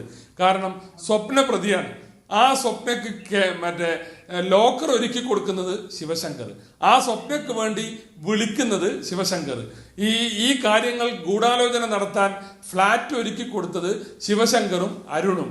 ഇതൊക്കെയായിട്ടും ഈ കള്ളക്കടത്ത് മാത്രം ശിവശങ്കർ അറിഞ്ഞില്ല എന്ന് പറയുന്ന ഇതുവരെയുള്ള കേസന്വേഷണത്തിന്റെ രീതിയിൽ അവിടെയാണ് ചാമക്കാല പറഞ്ഞ അഡ്ജസ്റ്റ്മെന്റിനെ കുറിച്ച് ഞങ്ങൾ സംശയിക്കും. ശരി, ഓക്കെ, ആ സംശയം അവിടെ നിൽക്കട്ടെ. അത് അഡ്ജസ്റ്റ്മെന്റ് ആണോ അതല്ല തെളിവില്ലായ്മയാണോ എന്നുകൂടി പരിശോധിക്കണ്ടേ ശ്രീ ജ്യോതികുമാർ ചാമക്കാല? ഇപ്പോൾ അന്വേഷണ ഏജൻസികൾ ശിവശങ്കറിനെ അറസ്റ്റ് ചെയ്യാൻ വേണ്ടി സ്ട്രഗിൾ ചെയ്യുന്നുണ്ട്. ഇനിയിപ്പോൾ മറ്റ് പേരുകാർ, അത് കാരാട്ടുമാരാകട്ടെ, മറ്റ് ഉന്നത ബന്ധം എന്നൊക്കെ ആരോപിക്കപ്പെടുന്ന ആളുകളാകട്ടെ, ഒരു അന്വേഷണ ഏജൻസിക്ക് വെറുതെ അങ്ങ് അറസ്റ്റ് ചെയ്യാൻ കഴിയില്ലല്ലോ. അവരെ സംബന്ധിച്ച് എന്തെങ്കിലുമൊക്കെ കൊറാബറേറ്റ് ചെയ്യുന്ന എന്തെങ്കിലുമൊക്കെ വസ്തുത വേണം. ഒരു മൊഴി ഉണ്ടെങ്കിൽ പോലും അതിനെ സാധൂകരിക്കണ്ടേ? ശിവശങ്കറിനെ 100 മണിക്കൂറിലധികം ചോദ്യം ചെയ്യുന്നു. അന്ന് മുതൽ ശിവശങ്കറിന് പിറകുണ്ട്. പക്ഷേ ശിവശങ്കറിന്റെ അറസ്റ്റിന് കഴിയുന്നില്ല, അറസ്റ്റിന് സാധിക്കുന്നില്ല. അപ്പോൾ അന്വേഷണ ഏജൻസികൾ കിണഞ്ഞു പരിശ്രമിച്ചിട്ടും ഇവരെ ഒന്നും ബന്ധിപ്പിക്കാൻ തെളിവൊന്നും കിട്ടാത്തതുമായിക്കൂടെ? അഭിലാഷേ, ഇപ്പോൾ ഏറ്റവും അവസാനം നമ്മൾ ഇത്രയും ദിവസം ചർച്ച ചെയ്തൊക്കെ അവിടെ ഇരിക്കട്ടെ, ഞാൻ പറയുന്നത് അത് വാദഗതിക്ക് വേണ്ടി ഇത്രയും ദിവസം സംസാരിച്ചപ്പോൾ തെളിവുകളില്ലായിരുന്നു. ഈ പ്രതികളുടെ മൊഴികളുടെ അടിസ്ഥാനത്തിലാണ് നമ്മളിത് ചർച്ച ചെയ്തത്. പ്രതികൾ പറഞ്ഞത് മാത്രമാണ് നമ്മൾ വിശ്വാസത്തിലെടുത്തത് എന്നൊക്കെ പറയാമെങ്കിലും ഇന്നിപ്പോൾ നിങ്ങൾ മീഡിയ വൺ ഉൾപ്പെടെ പുറത്തുവിട്ടിരിക്കുന്ന കോടതിയിൽ കൊടുത്തിട്ടുള്ള ഒരു ട്രാൻസ്ക്രിപ്റ്റ് ഉണ്ടല്ലോ, ആ ട്രാൻസ്ക്രിപ്റ്റിൽ എന്താ പറയുന്നത്? അത് ഡീകോഡ് ചെയ്തത് എവിടെ നിന്നാണ്? അത് ഡീകോഡ് ചെയ്തത് ശിവശങ്കറിൻ്റെ ചാർട്ടേഡ് അക്കൗണ്ടൻ്റ് ആയിരുന്ന ആളുടെയും മൊബൈലുകളിൽ നിന്നും സീഡാക്ക് ഡീകോഡ് ചെയ്ത് കൊടുത്ത, അല്ലെങ്കിൽ അത്തരത്തിലുള്ള ഏജൻസികൾ ഡീകോഡ് ചെയ്ത് കൊടുത്ത് വളരെ കൃത്യമായി ഫോർമാറ്റ് ചെയ്തിട്ടുള്ള ആ ഡോക്യുമെൻ്റ് കോടതിയുടെ മുമ്പിൽ കൊടുത്തു. അത് പുറത്തു വന്നിട്ടുണ്ടല്ലോ. അതിനകത്ത് ഓരോ സമയവും ഓരോ സന്ദർഭവും എന്തൊക്കെ വാചകങ്ങളാണ് അവർ തമ്മിൽ വാട്സാപ്പ് വഴി ചാറ്റ് ചെയ്തിട്ടുള്ളതെന്നും കൊടുത്തിട്ടുള്ളതെന്നും വീഡിയോ കോളിലൂടെ സംസാരിച്ചിട്ടുള്ളതെന്നും ഒക്കെ വളരെ കൃത്യമായി പറയുന്നുണ്ടല്ലോ. അത് സംസാരിക്കുന്ന ഒരു തെളിവല്ലേ? ആ സംസാരിക്കുന്ന തെളിവിൽ നമ്മൾ എന്താ മനസ്സിലാക്കേണ്ടത്? ശിവശങ്കറിൻ്റെ പങ്ക് വളരെ വ്യക്തമല്ലേ? ഇപ്പം ഞാനും താങ്കളും അല്ലെങ്കിൽ നമ്മൾ ഈ ചർച്ചയിൽ പങ്കെടുക്കുന്നവരും കോടതിയല്ല, പക്ഷേ അതിനപ്പുറത്തേക്ക് നമുക്കിതിൽ നിന്നെല്ലാം കൃത്യമായ കാര്യങ്ങൾ മനസ്സിലാകുന്നില്ലേ? അതിനപ്പുറത്തേക്ക് അത് ചെല്ലുമ്പോൾ അദ്ദേഹം ഓഡിറ്ററോട് പറയുന്നില്ലേ, താങ്കൾ സ്ഥലം മാറി പോകണം, നാഗർകോവിലേക്ക് കണ്ട് രക്ഷപ്പെട്ടുള്ളൂ, തൽക്കാലം ഇങ്ങോട്ട് വരേണ്ടതില്ല, പത്രക്കാർക്ക് പിടികൊടുക്കരുത് എന്നൊക്കെ പറയുന്നത് എപ്പോഴാണ്? ഇത്തരത്തിൽ സ്വർണ്ണക്കള്ളക്കടത്ത് പിടിച്ചതിന് ശേഷമല്ലേ? അപ്പോൾ അങ്ങനെ എന്തിനാണ് ഈ മടിയിൽ മുഖ്യമന്ത്രിയുടെ ഭാഷ കടമെടുത്താൽ മടിയിൽ കനമില്ലായിരുന്നെങ്കിൽ പിന്നെ എന്തിനാണ് ശിവശങ്കർ തന്നെ പറയുന്നത് അദ്ദേഹത്തിൻ്റെ ചാർട്ടേഡ് അക്കൗണ്ടിനോട് പുറത്തോട്ട് നാടുവിട്ട് പോകോളാൻ? അദ്ദേഹം എന്തിനാണ് ഈ ഓരോ സ്വപ്നയുടെ ഓരോ സാമ്പത്തിക ഇടപാടുകളും എന്തൊക്കെ ഈ ശിവശങ്കറിൻ്റെ ചാർട്ടേഡ് അക്കൗണ്ട് നടത്തിയിട്ടുണ്ടോ അതിനെയൊക്കെ സംബന്ധിച്ചല്ല അവർ പരസ്പരം ചർച്ച ചെയ്യുന്നതിൻ്റെ പേരിലാണ്. പിന്നെ എങ്ങനെയാണ് ഇതൊന്നും അറിയില്ല എന്ന് പറയാൻ കഴിയുന്നത്? ഞാൻ പറഞ്ഞ ഒരു ഒറ്റ തെളിവിനെക്കുറിച്ച് മാത്രമാണ്, അത് സംസാരിക്കുന്ന തെളിവുകളാണ് അതൊക്കെ, അല്ലേ? അതിനപ്പുറത്തേക്ക് പ്രതി പറഞ്ഞതെല്ലാം മാറി നിൽക്കട്ടെ. പിന്നെ ഇവിടെ ശ്രീ VPP മുസ്തഫ അദ്ദേഹം പറയുന്നത് ഇബ്രാഹിം കുഞ്ഞിൻ്റെ പാലാരിവട്ടം പാലത്തെക്കുറിച്ചൊക്കെയാണ്. ഞാൻ അഭിലാഷ് പറഞ്ഞ ആവർത്തിക്കുന്നില്ല. നിങ്ങളുടെ സർക്കാരാണ് ഇവിടെ 4.5 വർഷമായി ഈ സംസ്ഥാനത്ത് അധികാരത്തിലുള്ളത്. നിങ്ങൾക്ക് അങ്ങനെ കൃത്യമായ തെളിവുകൾ ഉണ്ടെങ്കിൽ നിങ്ങൾ നടപടികളുമായി മുന്നോട്ട് പോകുന്നേ. നിങ്ങൾക്ക് തെളിവില്ല എന്നുള്ളത് വ്യക്തമല്ലേ, വസ്തുതകളല്ലേ? അപ്പോൾ നിങ്ങൾ അന്വേഷിക്കുന്നു എന്നൊക്കെ പറഞ്ഞാൽ നിങ്ങളങ്ങ് അന്വേഷിക്കുന്നേ. നിങ്ങൾ കഴിഞ്ഞ സർക്കാരിൻ്റെ അവസാന കാലഘട്ടത്തേക്ക് ഏതൊക്കെയോ മലമറിക്കാൻ പോകുന്നു എന്ന് പറഞ്ഞിട്ട് നിങ്ങളൊരു ഉപസമിതി ഉണ്ടാക്കിയിരുന്നല്ലോ. നിങ്ങൾക്ക് എന്തെങ്കിലും ചെയ്യാൻ കഴിഞ്ഞിട്ടുണ്ടോ? പിന്നെ പ്രതികളുടെ തെളിവുകളുടെ അടിസ്ഥാനത്തിൽ അല്ലെങ്കിൽ മൊഴിയുടെ അടിസ്ഥാനത്തിൽ മുന്നോട്ട് പോകാൻ പാടില്ല എന്ന് പറയുമ്പോൾ താങ്കളൊന്ന് ആലോചിച്ച് നോക്കൂ. താങ്കൾ ഉൾപ്പെടെ ശ്രീ VPP മുസ്തഫ, താങ്കൾ ഉൾപ്പെടെ കഴിഞ്ഞ സർക്കാരിൻ്റെ അവസാന കാലത്ത് ശ്രീ KM മാണിയുടെ അദ്ദേഹത്തിൻ്റെ പുതിയ തലമുറയെ നിങ്ങൾ മാമോദിസ മുഖ്യ കൂടെ എടുത്തു എന്നുള്ള വസ്തുതയാണ്. ശ്രീ KM മാണിക്കെതിരായിട്ടുള്ള വിഷയത്തിൽ ഉൾപ്പെടെ, അതുപോലെ തന്നെ സോളാർ കേസിൽ ഉൾപ്പെടെ നിങ്ങൾ എന്താ പറഞ്ഞിട്ടുള്ളത്? സരിതയുടെ മൊഴി പരിപൂർണ്ണമായ വിശ്വാസത്തിൽ എടുത്തുകൊണ്ട് വേദവാക്യമായി എടുത്തുകൊണ്ടല്ലേ നിങ്ങളിവിടെ മുഖ്യമന്ത്രിയുടെ ഉൾപ്പെടെ രാജി ആവശ്യപ്പെട്ടിട്ടുള്ളത്? കോഴക്കേസിൽ എന്തായിരുന്നു? ആരുടെ മൊഴി വിശ്വാസത്തിലൂടെ ഞങ്ങൾ ചെയ്തിട്ടുള്ളത്? അപ്പോൾ അതല്ല വിഷയം. ഇവിടെ സംസാരിക്കുന്ന തെളിവുകൾ നാഷണൽ ഏജൻസികൾ ഇവിടെ വന്നിരിക്കുന്നു, അവരിതിനെക്കുറിച്ച് സംസാരിച്ചിരിക്കുന്നു. അപ്പോൾ താങ്കൾ പറയുന്നു നാഷണൽ ഏജൻസികളെ സംബന്ധിച്ച് ശ്രീമതി സോണിയാഗാന്ധി പറഞ്ഞ അഭിപ്രായത്തെക്കുറിച്ച് ഞങ്ങൾക്ക് വളരെ ക്ലിയറാണ് കാര്യങ്ങൾ. ഞങ്ങളെ സംബന്ധിച്ച് അതിനകത്ത് ഒരു അവ്യക്തതയും പ്രശ്നമില്ല. നാഷണൽ ഏജൻസികളെ സംബന്ധിച്ച് ഞങ്ങൾക്ക് അതിൻ്റെ ക്രെഡിബിലിറ്റിയെ സംബന്ധിച്ച് ഞങ്ങൾക്ക് സംശയമില്ല. പക്ഷേ അതിനെ പറഞ്ഞിരിക്കുന്നത് വളരെ ക്ലിയറാണ്. അതിനെ രാഷ്ട്രീയമായ ദുരുപയോഗം ചെയ്യുവാൻ കേന്ദ്ര സർക്കാർ ഉപയോഗിക്കുന്നുണ്ട് എന്നുള്ളതാണ് വസ്തുത. അത് ഞങ്ങൾ തുറന്നു പറഞ്ഞിട്ടുള്ള കാര്യമാണെന്നേ, ഞങ്ങൾക്ക് അതിൽ തർക്കമേ ഇല്ല. ഇവിടെ ഈ സർക്കാരിനെ എന്ത് രാഷ്ട്രീയമായി ഉപയോഗിക്കാനാണ് ശ്രമിക്കുന്നത്? ഏത് നാഷണൽ ഏജൻസി ഇവിടെ രാഷ്ട്രീയമായി ഉപയോഗിക്കുന്നത്? നിങ്ങൾ ഇതാരെങ്കിലും കൊടുത്ത കേസാണോ? ആരെങ്കിലും ഉണ്ടാക്കിയ കേസാണോ? ഇവിടെ കസ്റ്റംസ് ഇത്തരത്തിൽ എയർപോർട്ടിൽ നിന്ന് സ്വർണ്ണം പിടിച്ചുകൊണ്ടല്ലേ ഇതുണ്ടായിട്ടുള്ളത്? അപ്പോൾ അതും ഇതുമായിട്ട് ഒരു ഘട്ടത്തിലും കമ്പയർ ചെയ്യാൻ പാടില്ല. മാത്രമല്ല ആ ലേഖനം ഇന്ന് മുഴുവൻ വായിച്ചാൽ താങ്കൾക്ക് മനസ്സിലാവും മഹാരാഷ്ട്രയിൽ ഉണ്ടായിട്ടുള്ള ഒരു സിനിമാ നടൻ്റെ മരണവുമായി ബന്ധപ്പെട്ട് ഇപ്പോൾ തെരഞ്ഞെടുപ്പ് നടക്കുന്ന ബീഹാറുമായി ബന്ധപ്പെട്ട് കണക്ട് ചെയ്തിട്ടുള്ളതാണ്. പിന്നെ താങ്കൾ അഡ്ജസ്റ്റ്മെൻറ്റിനെ കുറിച്ച് പറഞ്ഞു. അഡ്ജസ്റ്റ്മെൻറ്റിനെ കുറിച്ച് പറയുമ്പോൾ നമ്മൾ എസൻസി ലെവലിനെ കുറിച്ചൊന്നും പറയാതെ പോകുന്നത് ശരിയല്ലോ ശ്രീ വി പി മുസ്തഫ. നിങ്ങളുടെ മലബാറിലേക്കല്ലേ അതിന് ഏറ്റവും കൂടുതൽ ഗുണം ഉണ്ടാകേണ്ടിയിരുന്നത്? ആ മലബാർ ക്യാൻസർ സെൻ്റർ എവിടെ പോയതിനെ സംബന്ധിച്ച് ഇപ്പോഴും ദുരൂഹതകൾ നിലനിൽക്കുകയല്ലേ? അത് കോടതിയുടെ മുമ്പിൽ നിൽക്കുന്ന വിഷയമാണ്. അതുകൊണ്ട് ഞാൻ അതിലേക്ക് പോകുന്നില്ല. പക്ഷേ അവിടെ BJPയുടെ സർക്കാർ തന്നെ 16 18 പ്രാവശ്യം സുപ്രീം കോടതിയിൽ ഇത് മാറ്റിവെക്കണമെന്ന് അഡീഷണൽ സോളിസിറ്റർ ജനറൽ ഉൾപ്പെടെ ഈ എസൻസി ലെവലിൻ കേസ് വിജയനെതിരായിട്ടുള്ള കേസ് മാറ്റിവെക്കണമെന്ന് ആവശ്യപ്പെട്ടതിൻ്റെ പിന്നിലെ ആ ബാന്ധവത്തെക്കുറിച്ച് ഞങ്ങൾ പറയുന്നത്. ഇവിടെ സംസ്ഥാനത്ത് പിന്നെ എന്താ പറയുന്നത്, DGP നിയമിച്ചത് മുതൽ തുടങ്ങിയിട്ടുള്ള CPM BJP RSS ബന്ധത്തെക്കുറിച്ച് ഞങ്ങൾ പറയുന്നത്. അപ്പോൾ ആ അഡ്ജസ്റ്റ്മെൻറ്റ് ഇവിടെയും ഉണ്ടോ എന്നുള്ളതിനെ സംബന്ധിച്ച് നമ്മൾ സംശയിക്കേണ്ടതില്ലേ? ഇവിടെ ഞാൻ അതുകൊണ്ട് വീണ്ടും ആവർത്തിക്കുന്നു, ഇവിടെ മടിയിൽ കനമുള്ളവൻ പേടിച്ചാൽ മതി എന്ന് പറഞ്ഞത് വ്യക്തമായിരിക്കുന്നു. മടിയിൽ ആർക്കാണ് കനമെന്ന്, ആരുടെ നെഞ്ചിടിപ്പ് കൂടുന്നതെന്ന് മുഖ്യമന്ത്രി പറഞ്ഞിരിക്കുന്നു, അതും ബോധ്യമായിരിക്കുന്നു. ഇതെല്ലാം കൂടെയുള്ളവരുടെ ഭാഗത്താണ് എന്നത് സുവ്യക്തമായിരിക്കുന്നു എന്നുള്ളതാണ് എൻ്റെ അടിസ്ഥാന. ഓക്കെ ശ്രീ VP മുസ്തഫ, 1-2 കാര്യങ്ങൾ നോക്കൂ. ഇതിപ്പോൾ വകപോക്കലാണ്. അന്വേഷണ ഏജൻസികൾ ഈ MLA അല്ലെങ്കിൽ ഇടതുപക്ഷത്തെ ബുദ്ധിമുട്ടിക്കാനാണ് ഇത് ചെയ്യുന്നതെങ്കിൽ അവരുടെ കയ്യിൽ ഈ മൊഴി ജൂലൈ മാസം മുതലില്ലേ? അപ്പോഴേ അങ്ങ് MLAയുടെ വീട് റെയ്ഡ് ചെയ്യുകയോ MLAയെ കസ്റ്റഡിയിലെടുത്ത് ചോദ്യം ചെയ്യുകയോ ഒക്കെ ആകാമായിരുന്നല്ലോ. മറിച്ച് അവർ എല്ലാ തെളിവുകളും വരട്ടെ എന്ന നിലപാടിലാണെന്നാണ് എനിക്ക് തോന്നുന്നത്. എന്ന് മാത്രമല്ല, ശിവശങ്കറിൻ്റെ കാര്യത്തിൽ ഇങ്ങനെയാണ്. ഓരോരോ തെളിവുകളും പരിശോധിച്ച്, ഈ വാട്സപ്പ് ചാറ്റുകൾ, സംഭാഷണങ്ങളൊക്കെ പരിശോധിച്ച് അതിലൊക്കെ ഉള്ള എല്ലാ കാര്യങ്ങളും മനസ്സിലാക്കി അതിൻ്റെ ട്രാൻസ്ക്രിപ്റ്റ് ഒക്കെ തയ്യാറാക്കി ആവർത്തിച്ച് ചോദ്യം ചെയ്ത് പഴുതടച്ച ഒരു പ്രക്രിയ ആയതുകൊണ്ടല്ലേ ശിവശങ്കറിന് വീണ്ടും വീണ്ടും ഈ അന്വേഷണ ഏജൻസിക്ക് മുൻപിൽ ഹാജരാകാൻ തയ്യാറാകേണ്ടി വന്നത്. അപ്പോൾ ഏറ്റവും ഒടുവിലത്തെ ചോദ്യം ചെയ്യലിൽ അദ്ദേഹത്തിന് തന്നെ തോന്നുന്നു അന്വേഷണ ഏജൻസികളെ ഏറെക്കുറെ ഇതാ പിടിച്ചു കഴിഞ്ഞുവെന്ന്. അപ്പോഴാണ് അദ്ദേഹം മുൻകൂർ ജാമ്യത്തിന് പോകുന്നത്. ഇവിടെ സൂചിപ്പിക്കപ്പെട്ട വാട്സപ്പ് ചാറ്റുകൾ നമ്മളൊക്കെ കണ്ടതല്ലേ? അദ്ദേഹമാണ് പറയുന്നത് അദ്ദേഹത്തിൻ്റെ ചാർട്ടേഡ് അക്കൗണ്ടിനോട് നിങ്ങൾ തമിഴ്നാട്ടിലേക്ക് പോയി താമസിച്ചോളൂ, ഒന്ന് മാറി നിൽക്കൂ എന്ന്. അത് ഈ സ്വർണ്ണക്കള്ളക്കടത്ത് പിടിച്ചതിന് ശേഷം, പിടിക്കുന്നതിന് മുൻപുള്ള ഒരു ചാറ്റിൽ ശ്രദ്ധിക്കണം. സ്വപ്നയും ഈ വേണുഗോപാലും തമ്മിലുള്ള ചാറ്റിൽ പറയുന്ന ഒരു വാചകത്തിൽ അദ്ദേഹം പറയുന്നു, ഞാനിത് സാറ് പറയുന്നത് കൊണ്ട് മാത്രം ചെയ്തു തരുന്നതാണ് എന്ന്. സാറ് എന്ന് പറഞ്ഞാൽ ശിവശങ്കർ. അപ്പോൾ ശിവശങ്കറിൻ്റെ ഇക്കാര്യത്തിലെ ഇൻവോൾവ്മെൻറ്റിലൊക്കെ ഇനി തർക്കമുണ്ടോ? നിങ്ങൾ ഇത് യാതൊരു തരത്തിലും ഇവരാരും അറിഞ്ഞുകൊണ്ടുള്ളതല്ല, ഇനിയും നെഞ്ചിടിപ്പ് വേറെ ആരുടെയെങ്കിലും ഉയരും എന്നൊക്കെയുള്ള പ്രതീക്ഷയിലാണോ ഇപ്പോഴും? അഭിലാഷേ, എപ്പോഴെങ്കിലും ഞങ്ങൾ ശിവശങ്കറിന്റെ വക്കാലത്ത് എടുത്തിട്ടുണ്ടോ? എത്ര ദിവസമായി നമ്മൾ ചർച്ച ചെയ്യുന്നു ശിവശങ്കറിനെ തന്നെ മുന്നിൽ നിർത്തിയിട്ട്. ഞങ്ങൾ എന്താ പറഞ്ഞിട്ടുള്ളത്? ഇപ്പൊ അഭിലാഷ് പറഞ്ഞതുപോലെ ഈ പറഞ്ഞതെല്ലാം സാധുവായ തെളിവായി ശിവശങ്കറിനെതിരെ ഉണ്ടെങ്കിൽ ശിവശങ്കർ അകത്ത് പോകണം, ശിവശങ്കറിനെ അറസ്റ്റ് ചെയ്യണം, ജയിലിലിടണം. അങ്ങനെ ഒരു രാജ്യദ്രോഹ കുറ്റം ഈ സംസ്ഥാനത്തെ ഉന്നതമായ സർവീസിൽ ഇരുന്നു കൊണ്ട് ഒരാൾ ചെയ്തിട്ടുണ്ടെങ്കിൽ അയാൾ പോകണം. അതുകൊണ്ട് ഒരു അണ പോലും ഞങ്ങൾ ശിവശങ്കറിന്റെ വക്കാലത്തിനില്ല. ശിവശങ്കർ അങ്ങനെ പദവിയിൽ ഇരുന്നു കൊണ്ട് തെറ്റായ ബന്ധങ്ങൾ സൂക്ഷിച്ചു എന്നുള്ളത് കൊണ്ടാണ് ആ വാർത്ത വന്ന ഉടനെ തന്നെ അദ്ദേഹത്തെ പദവികളിൽ നിന്ന് നീക്കം ചെയ്തത്. ഒരു തരത്തിലും അയാളെ സംരക്ഷിക്കാനുള്ള ചുമതല ഞങ്ങൾക്കില്ല. അതുകൊണ്ട് അഭിലാഷ് ഇപ്പൊ പറഞ്ഞതുപോലെ അന്വേഷണ ഏജൻസിയുടെ കൈവശം ഇത്രയെല്ലാം തെളിവുകൾ ഉണ്ടെങ്കിൽ അവർ ചെയ്യണം. പക്ഷെ നമ്മുടെ മുമ്പിൽ തന്നെ മറ്റൊരു റിപ്പോർട്ടുണ്ട്, NIA കോടതിയിൽ കൊടുത്തൊരു റിപ്പോർട്ടുണ്ട്, 3000-ഓളം പേജ് വരുന്ന റിപ്പോർട്ട്. ആ റിപ്പോർട്ടിൽ എന്താ പറഞ്ഞിരിക്കുന്നത് അഭിലാഷെ ശിവശങ്കറിനെ കുറിച്ചിട്ട്? അഭിലാഷ് എന്നെ കഴിഞ്ഞ ദിവസങ്ങളിൽ വായിച്ചിട്ടും കേട്ടിട്ടുമുള്ള ആളാണല്ലോ. ഞാനത് ധരിക്കുന്നത്, കാരണം ഞങ്ങൾ ശിവശങ്കറിന്റെ വക്കാലത്തല്ലാത്തതുകൊണ്ട് ഞാനത് പറഞ്ഞത്. പക്ഷെ ഏതായാലും 110 ദിവസം അന്വേഷിച്ചിട്ട് NIA കൊടുത്തിട്ടുള്ള, കോടതിയിൽ കൊടുത്തിട്ടുള്ള റിപ്പോർട്ടിൽ എന്താണ് ശിവശങ്കറിന്റെ പങ്കാളിത്തത്തെ കുറിച്ച് പറഞ്ഞിട്ടുള്ളത്? ഇവിടെയാണ് ഞങ്ങൾ പറയുന്നത്, ഈ കേസ് അന്വേഷണത്തിൽ ഇവരൊക്കെ തുടക്കം മുതൽ ആരോപിച്ചതുപോലെ മുഖ്യമന്ത്രിയുടെ ഓഫീസിനെയോ സെക്രട്ടേറിയറ്റിന്റെ ചുമരിനെ പോലും ബന്ധപ്പെടുത്താൻ കഴിയുന്ന ഒരു തെളിവുമില്ല. പക്ഷെ അങ്ങനെ വന്നപ്പോൾ ഇന്ന് സോണിയാഗാന്ധി അവരുടെ ലേഖനത്തിൽ ആക്ഷേപിച്ചതുപോലെ കേന്ദ്ര അന്വേഷണ ഏജൻസികളെ രാഷ്ട്രീയമായിട്ട് രാഷ്ട്രീയ എതിരാളികൾക്കെതിരെ ദുരുദ്ദേശപരമായി ഉപയോഗപ്പെടുത്തുന്നു. അതിന്റെ തെളിവാണ് ഇപ്പോ കസ്റ്റംസും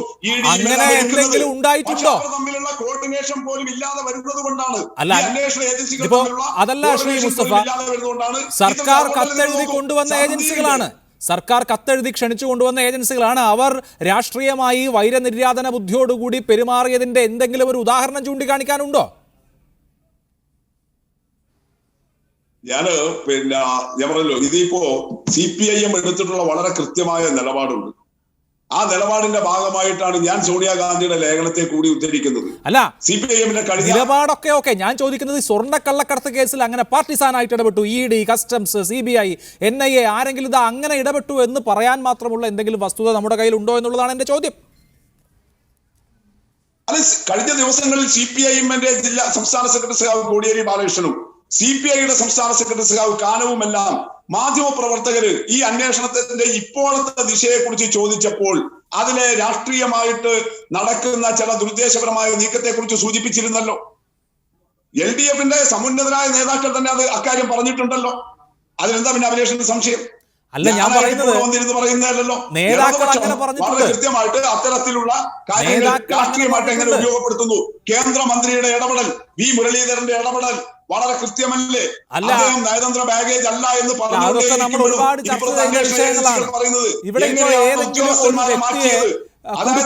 അന്വേഷണത്തിന്റെ വിവിധ ഘട്ടങ്ങളിൽ കസ്റ്റംസിലൊക്കെയുള്ള ഉദ്യോഗസ്ഥന്മാർ ശരിയായ സത്യം പറഞ്ഞപ്പോൾ ഇത്രയധികം തെളിവുകൾ എന്ന് വെച്ചാൽ നമുക്ക് പോലും ഇദ്ദേഹം ഇക്കാര്യത്തിൽ ഈ പണവുമായി ബന്ധപ്പെട്ടൊക്കെ എത്രമാത്രം ഇൻവോൾവ് ആണെന്ന് നാട്ടുകാർക്ക് ബോധ്യമാകുന്ന വിധത്തിൽ കാര്യങ്ങൾ പുറത്തേക്ക് വന്നിട്ട് പോലും ശിവശങ്കറിനെ പോലും അറസ്റ്റ് ചെയ്തിട്ടില്ല അന്വേഷണ ഏജൻസികൾ. സർക്കാരുമായി ബന്ധപ്പെട്ട് നിൽക്കുന്ന ആരെയും അറസ്റ്റ് ചെയ്തിട്ടില്ല. ചില ചോദ്യം ചെയ്യലുകളൊക്കെ നടത്തി എന്നുള്ളതിലുപരി സർക്കാരിനെ ബന്ധിപ്പിക്കുന്ന ആരിലേക്കും അന്വേഷണ ഏജൻസികൾ എത്തിയിട്ട് പോലും ഇല്ലല്ലോ. പിന്നെ എന്തിനാണ് അന്വേഷണ ഏജൻസികൾ വളരെ വളരെ ഏകപക്ഷീയമായി ഞങ്ങളെ പൂട്ടാൻ വേണ്ടി ഇതാ അമിത്ഷാ പറഞ്ഞു വിട്ട ആളുകൾ എന്നൊക്കെ പറയാൻ ഇവിടെ എന്തെങ്കിലും ഉണ്ടായോ? അല്ല, അത് താങ്കൾക്ക് ബോധ്യപ്പെട്ടിട്ടില്ലെങ്കിൽ ഇപ്പോൾ ലൈഫ് മിഷൻ ഇതുമായി ബന്ധപ്പെടുത്തിയിട്ടാണല്ലോ പിന്നെ ലൈഫ് മിഷനെ കുറിച്ചിട്ട് ചർച്ച കൊണ്ടുവന്നത്. അങ്ങനെയാണല്ലോ ഒരു MLA-യുടെ വെള്ള പേപ്പറിലുള്ള ഒറ്റ കത്തിന്റെ പുറത്ത് മുഖ്യമന്ത്രി കൊടുത്താൽ വരാത്ത CBI, ടൈറ്റാനിയം കേസിൽ മുഖ്യമന്ത്രി അകത്ത് കൊടുത്തത് അത് വരാത്ത CBI ഈ കേസിൽ വന്നല്ലോ. വന്നിട്ട് ഇപ്പൊ ഹൈക്കോടതി എടുത്ത നിലപാട് എന്താ? CBI-യുടെ ഈ പറഞ്ഞ FCRA ലംഘനവും ലൈഫ് മിഷനെ പ്രതിചേർത്തതുമായി ബന്ധപ്പെട്ടിട്ട് ഹൈക്കോടതി എടുത്ത നിലപാട് എന്താ? ഇത് തന്നെയാണ് ഞങ്ങൾ പറയുന്നത്. ഇത്തരത്തിൽ ഒരു ഘട്ടം കഴിഞ്ഞപ്പോ ഈ ആസന്നമായ തെരഞ്ഞെടുപ്പുകൾ ലക്ഷ്യമിട്ടുകൊണ്ട് എങ്ങനെയാണ് കേരളത്തിൽ ഈ അന്വേഷണ ഏജൻസികളെ ഇവിടുത്തെ ഇടതുപക്ഷ ഗവൺമെന്റിനെതിരായിട്ട് ഉപയോഗപ്പെടുത്താൻ വേണ്ടി ശ്രമിക്കുന്നത്? പക്ഷെ അതിന് പോലും കഴിയുന്ന വിധത്തിൽ എന്തെങ്കിലും ഒന്നില്ല. മേലെ സമ്മർദ്ദമുണ്ട്. ഇതാണ് സംഭവിക്കുന്നത്. അതുകൊണ്ടാണ് അവർക്ക് ആഗ്രഹം ഉൾപ്പെടുത്തണമെന്ന്. പക്ഷെ അതിന് പറ്റുന്ന ഒന്നുമില്ല കയ്യിൽ.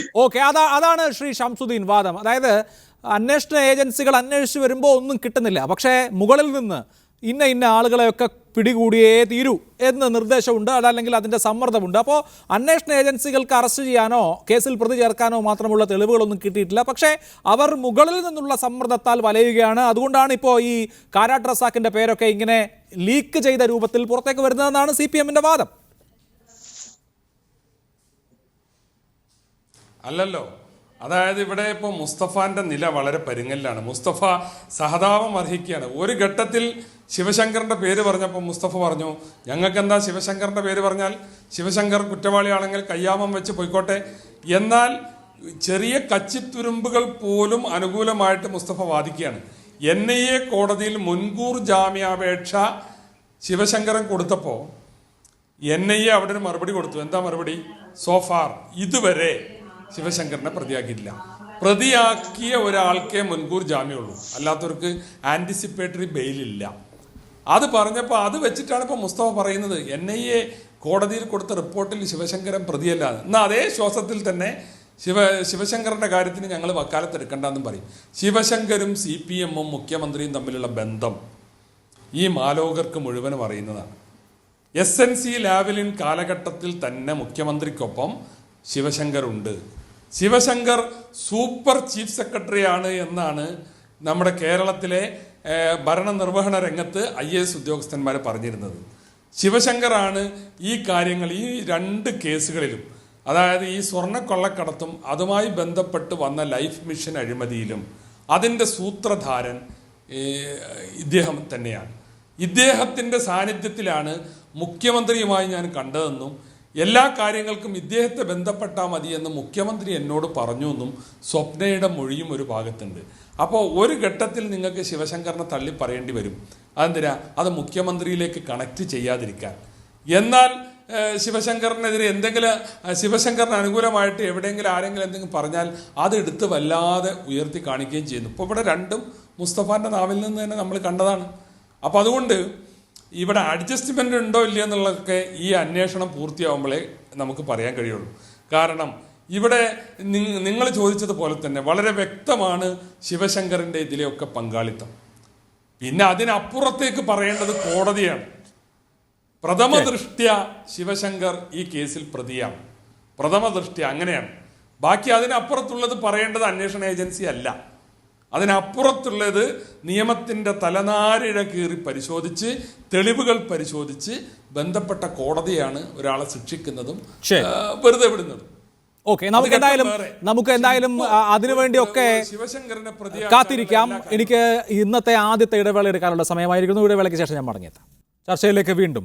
ഈ ഘട്ടത്തിൽ ശ്രീ കാരാട്ട് റസാഖ് MLA കൂടി ഉണ്ട് നമ്മോടൊപ്പം. ശ്രീ കാരാട്ട് റസാഖ്, സ്വർണ്ണ കള്ളക്കടത്ത് കേസിൽ ഈ സന്ദീപും റമീസും സ്വർണം കടത്തിയത് കാരാട്ട് ഫൈസലിനും കാരാട്ട് റസാഖിനും വേണ്ടിയിട്ടാണ് എന്നാണ് കസ്റ്റംസിന് കിട്ടിയ മൊഴി. താങ്കളത് നിരാകരിക്കുന്നുണ്ടോ?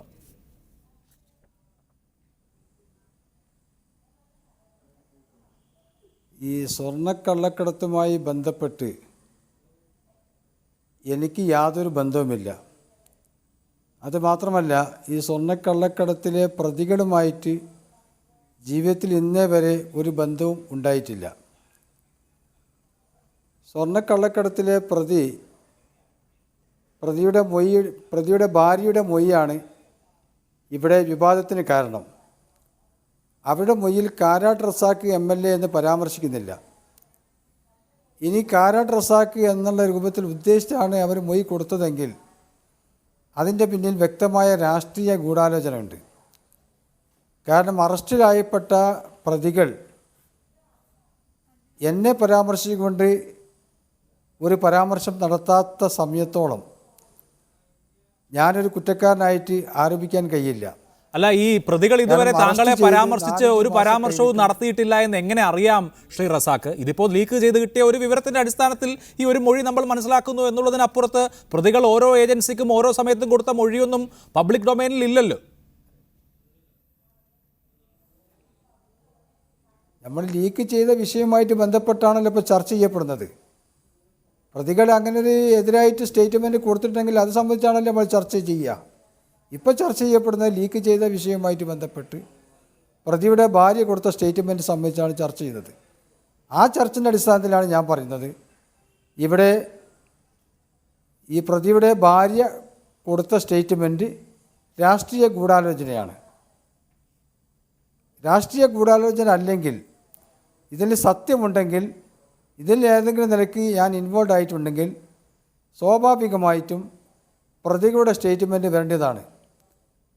അതുമാത്രമല്ല, ഇപ്പം 4-5 മാസക്കാലമായി ഈ കേസ് വിവാദമായി കിടക്കുന്നു. കേരളത്തിലും ഇന്ത്യയിലും വലിയ ചർച്ച നടത്തുന്ന ഒരു വിവാദ കേസാണിത്.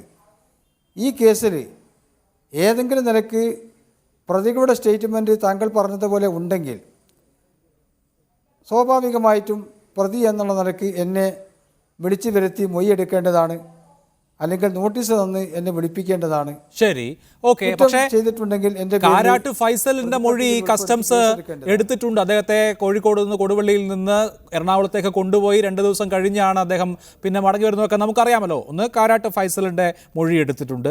രണ്ടാമത്, ഇപ്പോൾ ഈ രാഷ്ട്രീയ ഗൂഢാലോചന എന്നൊക്കെ പറയുന്ന സൗമ്യ എന്ന സ്ത്രീയെ ഈ സംഭവം ഉണ്ടായ ഉടനെ ജൂലൈ മാസത്തിലാണ് അവരുടെ മൊഴി രേഖപ്പെടുത്തുന്നത്. അവർ തിരുവനന്തപുരത്തിനും തെക്ക് താമസിക്കുന്ന ഒരു വ്യക്തിയാണ്. അവർക്ക് ഈ കൊടുവള്ളി എന്ന് പറയുന്നൊരു സ്ഥലമുണ്ട്. അവിടെ ഇപ്പോൾ രാഷ്ട്രീയ ഗൂഢാലോചന നടത്തിയാൽ പോലും 2 പേരുടെ പേര് പറയാനൊക്കെയുള്ള ധാരണ ഉണ്ടാവുമെന്ന് എനിക്കറിയില്ല. അവർക്ക് നേരിട്ട് അവരുടെ ഭർത്താവിൽ നിന്ന് കിട്ടുന്ന വിവരങ്ങൾക്ക് അപ്പുറത്ത് എന്തെങ്കിലുമൊക്കെ ഒരു കഥ അന്വേഷണ ഏജൻസിയോട് പറയാൻ മാത്രമൊക്കെ ഉള്ള എന്ത് സാധ്യതയുണ്ട്? ഗൂഢാലോചന എന്ന് ഞാൻ പറഞ്ഞത് വളരെ വ്യക്തമായ തെളിവിൻ്റെ അടിസ്ഥാനത്തിലാണ്. ഇപ്പോൾ കോഴിക്കോട് നടന്നൊരു പത്രസമ്മേളനത്തിൽ മുസ്ലിം യൂത്ത് ലീഗിൻ്റെ സംസ്ഥാന ജനറൽ സെക്രട്ടറി 4 മാസങ്ങൾക്ക് മുമ്പേ പറഞ്ഞു കാരാട്ട് റസാഖിന് ഇതിൽ ബന്ധമുണ്ട് എന്ന്. ഇയാൾ കസ്റ്റംസ് ഉദ്യോഗസ്ഥനാണോ, എൻഫോഴ്സ്മെൻറ്റ് ഉദ്യോഗസ്ഥനാണോ? ഏത് നിലക്കാണ് അദ്ദേഹം ആ പരാമർശം നടത്തിയത്? അയാൾക്ക് എങ്ങനെ ആ വിവരം കിട്ടി? അദ്ദേഹം എങ്ങനെയാണ് ആരോപിക്കുക? ഒരു വ്യക്തിയെ സംബന്ധിച്ചിടത്തോളം ഒരു MLAക്കെതിരായി ഒരു പരാമർശം എങ്ങനെയാണ് നടത്തിയിട്ടുള്ളത്? അത് ഏറ്റുപിടിച്ചുകൊണ്ട് കേരളത്തിൻ്റെ BJPയുടെ സംസ്ഥാന പ്രസിഡന്റ് പറഞ്ഞു കാരാട്ട് റസാഖിന് ഇതിൽ ബന്ധമുണ്ട്, കാരാട്ട് റസാഖ് ഈ കള്ളക്കടത്തുമായിട്ട് ബന്ധമുണ്ട് എന്ന്. അപ്പോൾ ഫിറോസിൻ്റെയും സുരേന്ദ്രൻ്റെയും പ്രസ്താവനകൾ വായിക്കുമ്പം അവർ 2 പേരും ഒരു ട്രാക്കിലാണ് ഓടുന്നത്. മുസ്ലിം ലീഗും BJPയും ഒരു ട്രാക്കിലാണ് ഓടുന്നത്. മുസ്ലിം ലീഗിൻ്റെയും BJPയുടെയും ട്രാക്കിൽ ഓടുന്ന ഒരു ഗൂഢാലോചനയാണ് ഈ പ്രതിയുടെ ഭാര്യ നൽകിയിട്ടുള്ള സ്റ്റേറ്റ്മെൻറ്റ്. അതാണ് ഞാൻ പറയുന്നത്, ഗൂഢാലോചന നടന്നിട്ടുണ്ടെന്ന്. അല്ല, അവിടെ ശ്രീ കാരാട്ട് 4 മാസം റസാക്ക് മുമ്പ് ഇത് ചർച്ച നോക്കൂ, ചെയ്യപ്പെട്ട കാര്യമാണല്ലോ. ഈ മൊഴി ഇന്ന് 4 ഇന്നലെ മാസം ചർച്ച മുൻപല്ല, ചെയ്ത കാര്യമല്ലല്ലോ. അതിനും മുൻപ് കൊടുത്തിട്ടുള്ള മൊഴിയാണ്. എൻ്റെ തർക്കം അതല്ല. ഇപ്പോൾ കൊടുവള്ളി എന്തുകൊണ്ട് ഈ സ്വർണ്ണക്കള്ളക്കടത്തുമായി ബന്ധപ്പെട്ട് വരുന്നു എന്ന് ചോദിച്ചാൽ, മുൻപ് പല സ്വർണ്ണക്കള്ളക്കടത്ത് കേസുകളിലും കൊടുവള്ളിയുമായിട്ടുള്ള ബന്ധം അല്ലെങ്കിൽ കൊടുവള്ളി ബന്ധമുള്ള ആളുകളുടെ അറസ്റ്റ് ഒക്കെ ഉണ്ടായിട്ടുള്ളതാണ്. നമ്മുടെ സമകാലിക ചരിത്രം അതാണ്.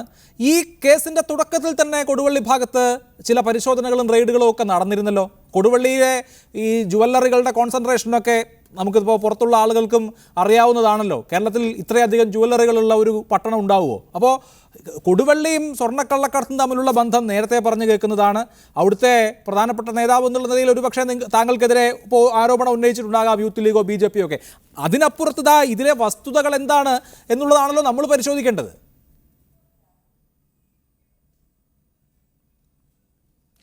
അല്ല, കൊടുവള്ളി ഒരു സുവർണ നഗരിയാണ്.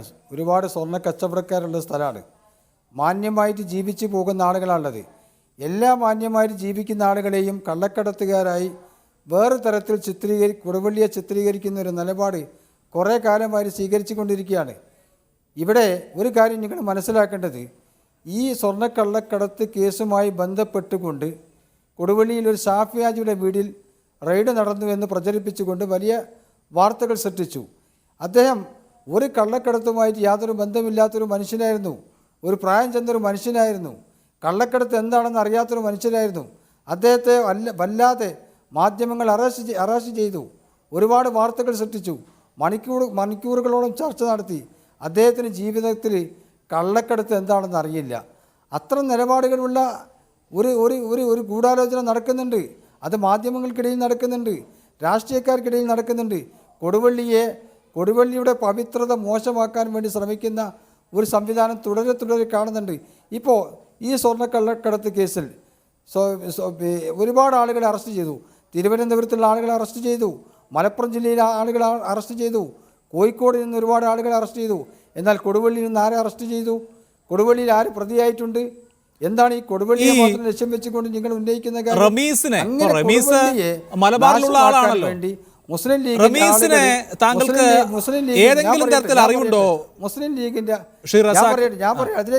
അതിലേക്ക് ഞാൻ കിടക്കാം. മുസ്ലിം ലീഗിന്റെ ചില ആളുകളും അതേപോലെ മീഡിയകളും അതേപോലെ ചില രാഷ്ട്രീയ പാർട്ടികളും ഒക്കെ തന്നെ കൊടുവള്ളിയെ തകർക്കാൻ വേണ്ടി ചില ഗൂഢാലോചനകൾ നടത്തുന്നുണ്ട്. ആ ഗൂഢാലോചന ശരിക്കും പഠിക്കേണ്ടതാണ് എന്നാണ് എനിക്ക് സൂചിപ്പിക്കാനുള്ളത്. ശരി, അത് നമുക്ക് ചർച്ച ചെയ്യാം. ഈ റമീസ് എന്ന് പറയുന്ന ആൾ ഇപ്പോൾ ഇവിടെ മലബാറിലുള്ള ആളാണല്ലോ, മലപ്പുറം ജില്ലയിലുള്ള ആളാണല്ലോ. താങ്കളും ലീഗിലൊക്കെ ഉണ്ടായിരുന്ന ആളാണ്. ഇദ്ദേഹം ചാക്കീരി അഹമ്മദ് കുട്ടിയുടെ കുടുംബത്തിൽപ്പെട്ട ആളൊക്കെയാണ്. ഈ റമീസിനെ ഒരു തരത്തിൽ എവിടെ വെച്ചും അറിയില്ല.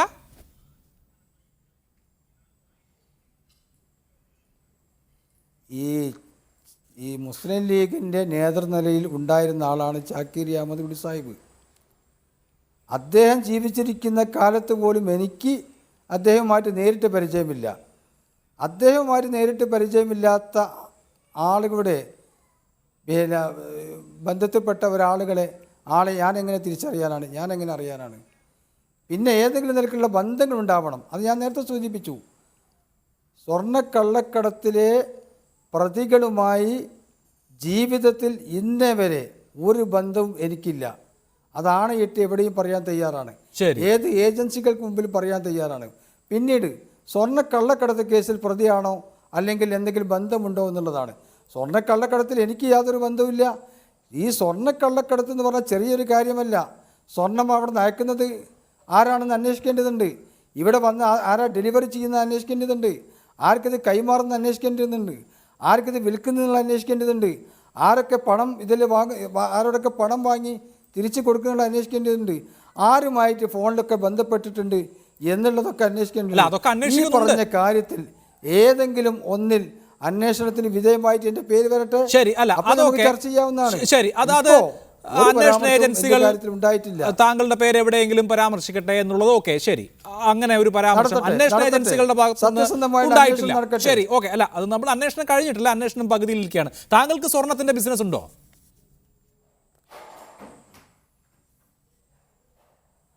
എനിക്ക് ജ്വല്ലറി ഉണ്ട്. കൊടുവള്ളി തന്നെ. കൊടുവള്ളിയിൽ തന്നെ. അതെ.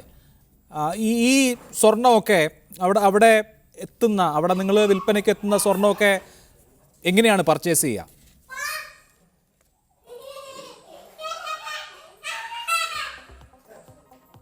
സ്വർണം പർച്ചേസ് ചെയ്യാൻ പഴയ സ്വർണങ്ങളെടുത്ത് തങ്കമാക്കി 24 ക്യാരറ്റ് ആക്കും. കേൾക്കാം. അത് സ്വർണ്ണ ബിസ്ക്കറ്റ് കൊണ്ടല്ല ആഭരണങ്ങൾ നിർമ്മിക്കുന്നത്. സ്വർണ്ണ ബിസ്ക്കറ്റ് കൊണ്ട് നിർമ്മിക്കുന്ന ആളുകളുണ്ട്. വലിയ വലിയ ജ്വല്ലറികളൊക്കെ, വൻകിട ജ്വല്ലറികളൊക്കെ അത്തരം സ്വർണ്ണ ബിസ്ക്കറ്റുകളുമായിട്ട് ബന്ധപ്പെട്ടുകൊണ്ട് സ്വർണ്ണാഭരണങ്ങൾ നിർമ്മിക്കാറുണ്ട്. ചെറിയ ചെറിയ ജ്വല്ലറികളൊക്കെ കൊടുവള്ളിയിൽ ഉള്ളത് വൻകിട ജ്വല്ലറികളല്ല, ചെറുകിട ജ്വല്ലറികളാണ്. ജീവിക്കാൻ വേണ്ടി കച്ചവടം ചെയ്യുന്ന ചെറിയ ചെറിയ ജ്വല്ലറികളാണ്. ആ ജ്വല്ലറികളൊക്കെ ചെറിയ ചെറിയ രൂപത്തിലുള്ള ആഭരണങ്ങൾ പഴയത് വാങ്ങി അത് തങ്കമാക്കി, അതിൻ്റെ പേര് മൂഷ എന്നാണ് ഇവിടെ പറയാറ്. മൂഷയാക്കിയിട്ട് സ്വർണ്ണാഭരണങ്ങൾ ഉണ്ടാക്കുന്ന ഒരു പതിവാണ് കൊടുവള്ളിയെ സംബന്ധിച്ച്. അതായത് താങ്കളുടെ ജ്വല്ലറിയിലുള്ള സ്വർണ്ണമൊക്കെ കൊടുവള്ളിയെ സംബന്ധിച്ചിടത്തോളം ഈ പഴയ സ്വർണ്ണം വാങ്ങി കച്ചവടങ്ങൾ അതിൽ നിന്ന് ഉണ്ടാക്കിയതാണ്. പഴയ സ്വർണ്ണമാണ് സോഴ്സ്, അതല്ലാതെ വേറെ എവിടുന്നും അല്ല. എല്ലാം അങ്ങനെ ആയിക്കൊള്ളണമെന്നില്ല. ഇപ്പോൾ തൃശ്ശൂരിൽ നിന്ന് അതേപോലെ മറ്റ് ജില്ലകളുടെ പല ഭാഗത്തു നിന്നും ഏജൻസികൾ സ്വർണവുമായിട്ട് വരാറുണ്ട്, ആഭരണങ്ങളുമായിട്ട്. അവരോട് പിന്നെ വിലക്ക് വാങ്ങാറുണ്ട്. ശരി. അല്ല, ഇപ്പോൾ താങ്കൾക്ക് മാത്രമല്ല, അതോടൊപ്പം ഞാൻ ചെയ്യുന്നില്ല. എൻ്റെ പേരിൽ എനിക്ക് ജ്വല്ലറി ഉണ്ട്. അത് സംബന്ധിച്ച് ജീവനക്കാരാണ് അത് സംബന്ധിച്ച് കാര്യങ്ങളൊക്കെ ചെയ്യുന്നത്. എൻ്റെ ഇപ്പോഴത്തെ ജോലി കുറേ വർഷങ്ങളായിട്ടുള്ള ജോലി പൊതുപ്രവർത്തനമാണ്, രാഷ്ട്രീയ പ്രവർത്തനമാണ്, ജനപ്രതിനിധിയാണ്. ആ നിലക്കുള്ള പ്രവർത്തനങ്ങളാണ് ഇപ്പോൾ എൻ്റെ ഭാഗത്തുള്ളത്. ഈ ജീവിക്കാൻ വേണ്ടി ചെറിയ ചെറിയ ജുവല്ലറികൾ നടത്താണ് എന്ന് പറഞ്ഞല്ലോ. അപ്പോൾ ഈ ഒരു സ്ഥലത്ത് ഒരു പട്ടണത്തിൽ മാത്രം നിരവധി ജുവല്ലറികളുണ്ട്, ഈ പറഞ്ഞ പോലെ ചെറിയ ചെറിയ ജുവല്ലറികൾ. അപ്പോൾ ഇതിന് മാത്രമൊക്കെ സ്വർണം കൊടുവള്ളിക്കാർ വാങ്ങുന്നുണ്ടോ, ഉപയോഗിക്കുന്നുണ്ടോ? ഇത്രയധികം സ്വർണം ഈ കൊടുവള്ളിക്കാർ വാങ്ങാൻ നിങ്ങളുടെയൊക്കെ ബിസിനസ് നന്നാവണമല്ലോ, അത് ജീവിക്കണമല്ലോ, ജീവിക്കാനുള്ള പൈസ കിട്ടണമല്ലോ. അപ്പോൾ ഇത്രയും സ്വർണം അവിടെ കച്ചവടം നടക്കുമോ?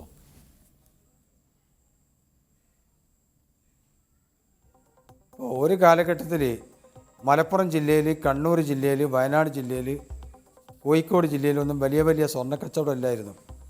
ആ കാലഘട്ടത്തിൽ കൊടുവള്ളിയായിരുന്നു എല്ലാ ആളുകളും സ്വർണം വാങ്ങാൻ ആശ്രയിച്ചിരുന്നത്. അതിൻ്റെ ഒരു പരമ്പരാഗതമായിട്ട് വരുന്ന കച്ചവടങ്ങളാണ് ഇപ്പോൾ ഉള്ളത്. അതല്ലാണ്ട് പുതുതായിട്ട് ഒരുപാട് ആളുകൾ വന്ന് സ്വർണ്ണ കച്ചവടം ചെയ്യല്ല. അതിൻ്റെ ഒരു പരമ്പരാഗതമായിട്ടുള്ള പാരമ്പര്യമായിട്ടുള്ള ഒരു കാര്യത്തിൽ കൂടിയാണ് ഇപ്പോൾ നടക്കുന്ന ജ്വല്ലറി. ശരി. അല്ല, ബിസിനസ് ആകുമ്പോൾ കച്ചവടം വേണം, ലാഭം വേണം. കൊടുവള്ളിയെ നടത്താൻ വേണ്ടിയുള്ള ഓക്കെ. ഞാൻ ഒരു സെക്കൻഡ് ശ്രീ കാരാട്ട് റസാഖ്, ശ്രീ എൻ ശംസുദ്ദീൻ ലാഭമുള്ളത് കൊണ്ടായിരിക്കും നടന്നു പോകുന്നത്. ശരി, ഓക്കെ. ഈ കൊടുവള്ളിയെ മോശപ്പെടുത്താനുള്ള ശ്രമത്തിന്റെ ഭാഗമായിട്ടാണ് കൊടുവള്ളി ഗ്യാങ്ങിന് വേണ്ടിയിട്ടാണ് സ്വർണം കടത്തിയത് എന്ന ആരോപണം വരുന്നതെന്നാണ് ഇവിടെ MLA പറയുന്നത്. ലീഗിന്റെ ഒക്കെ ഗൂഢാലോചനയും ആ കൂട്ടത്തിൽ സൂചിപ്പിക്കുകയുണ്ടായി ഫിറോസ് വാർത്താ സമ്മേളനം നടത്തിയതൊക്കെ.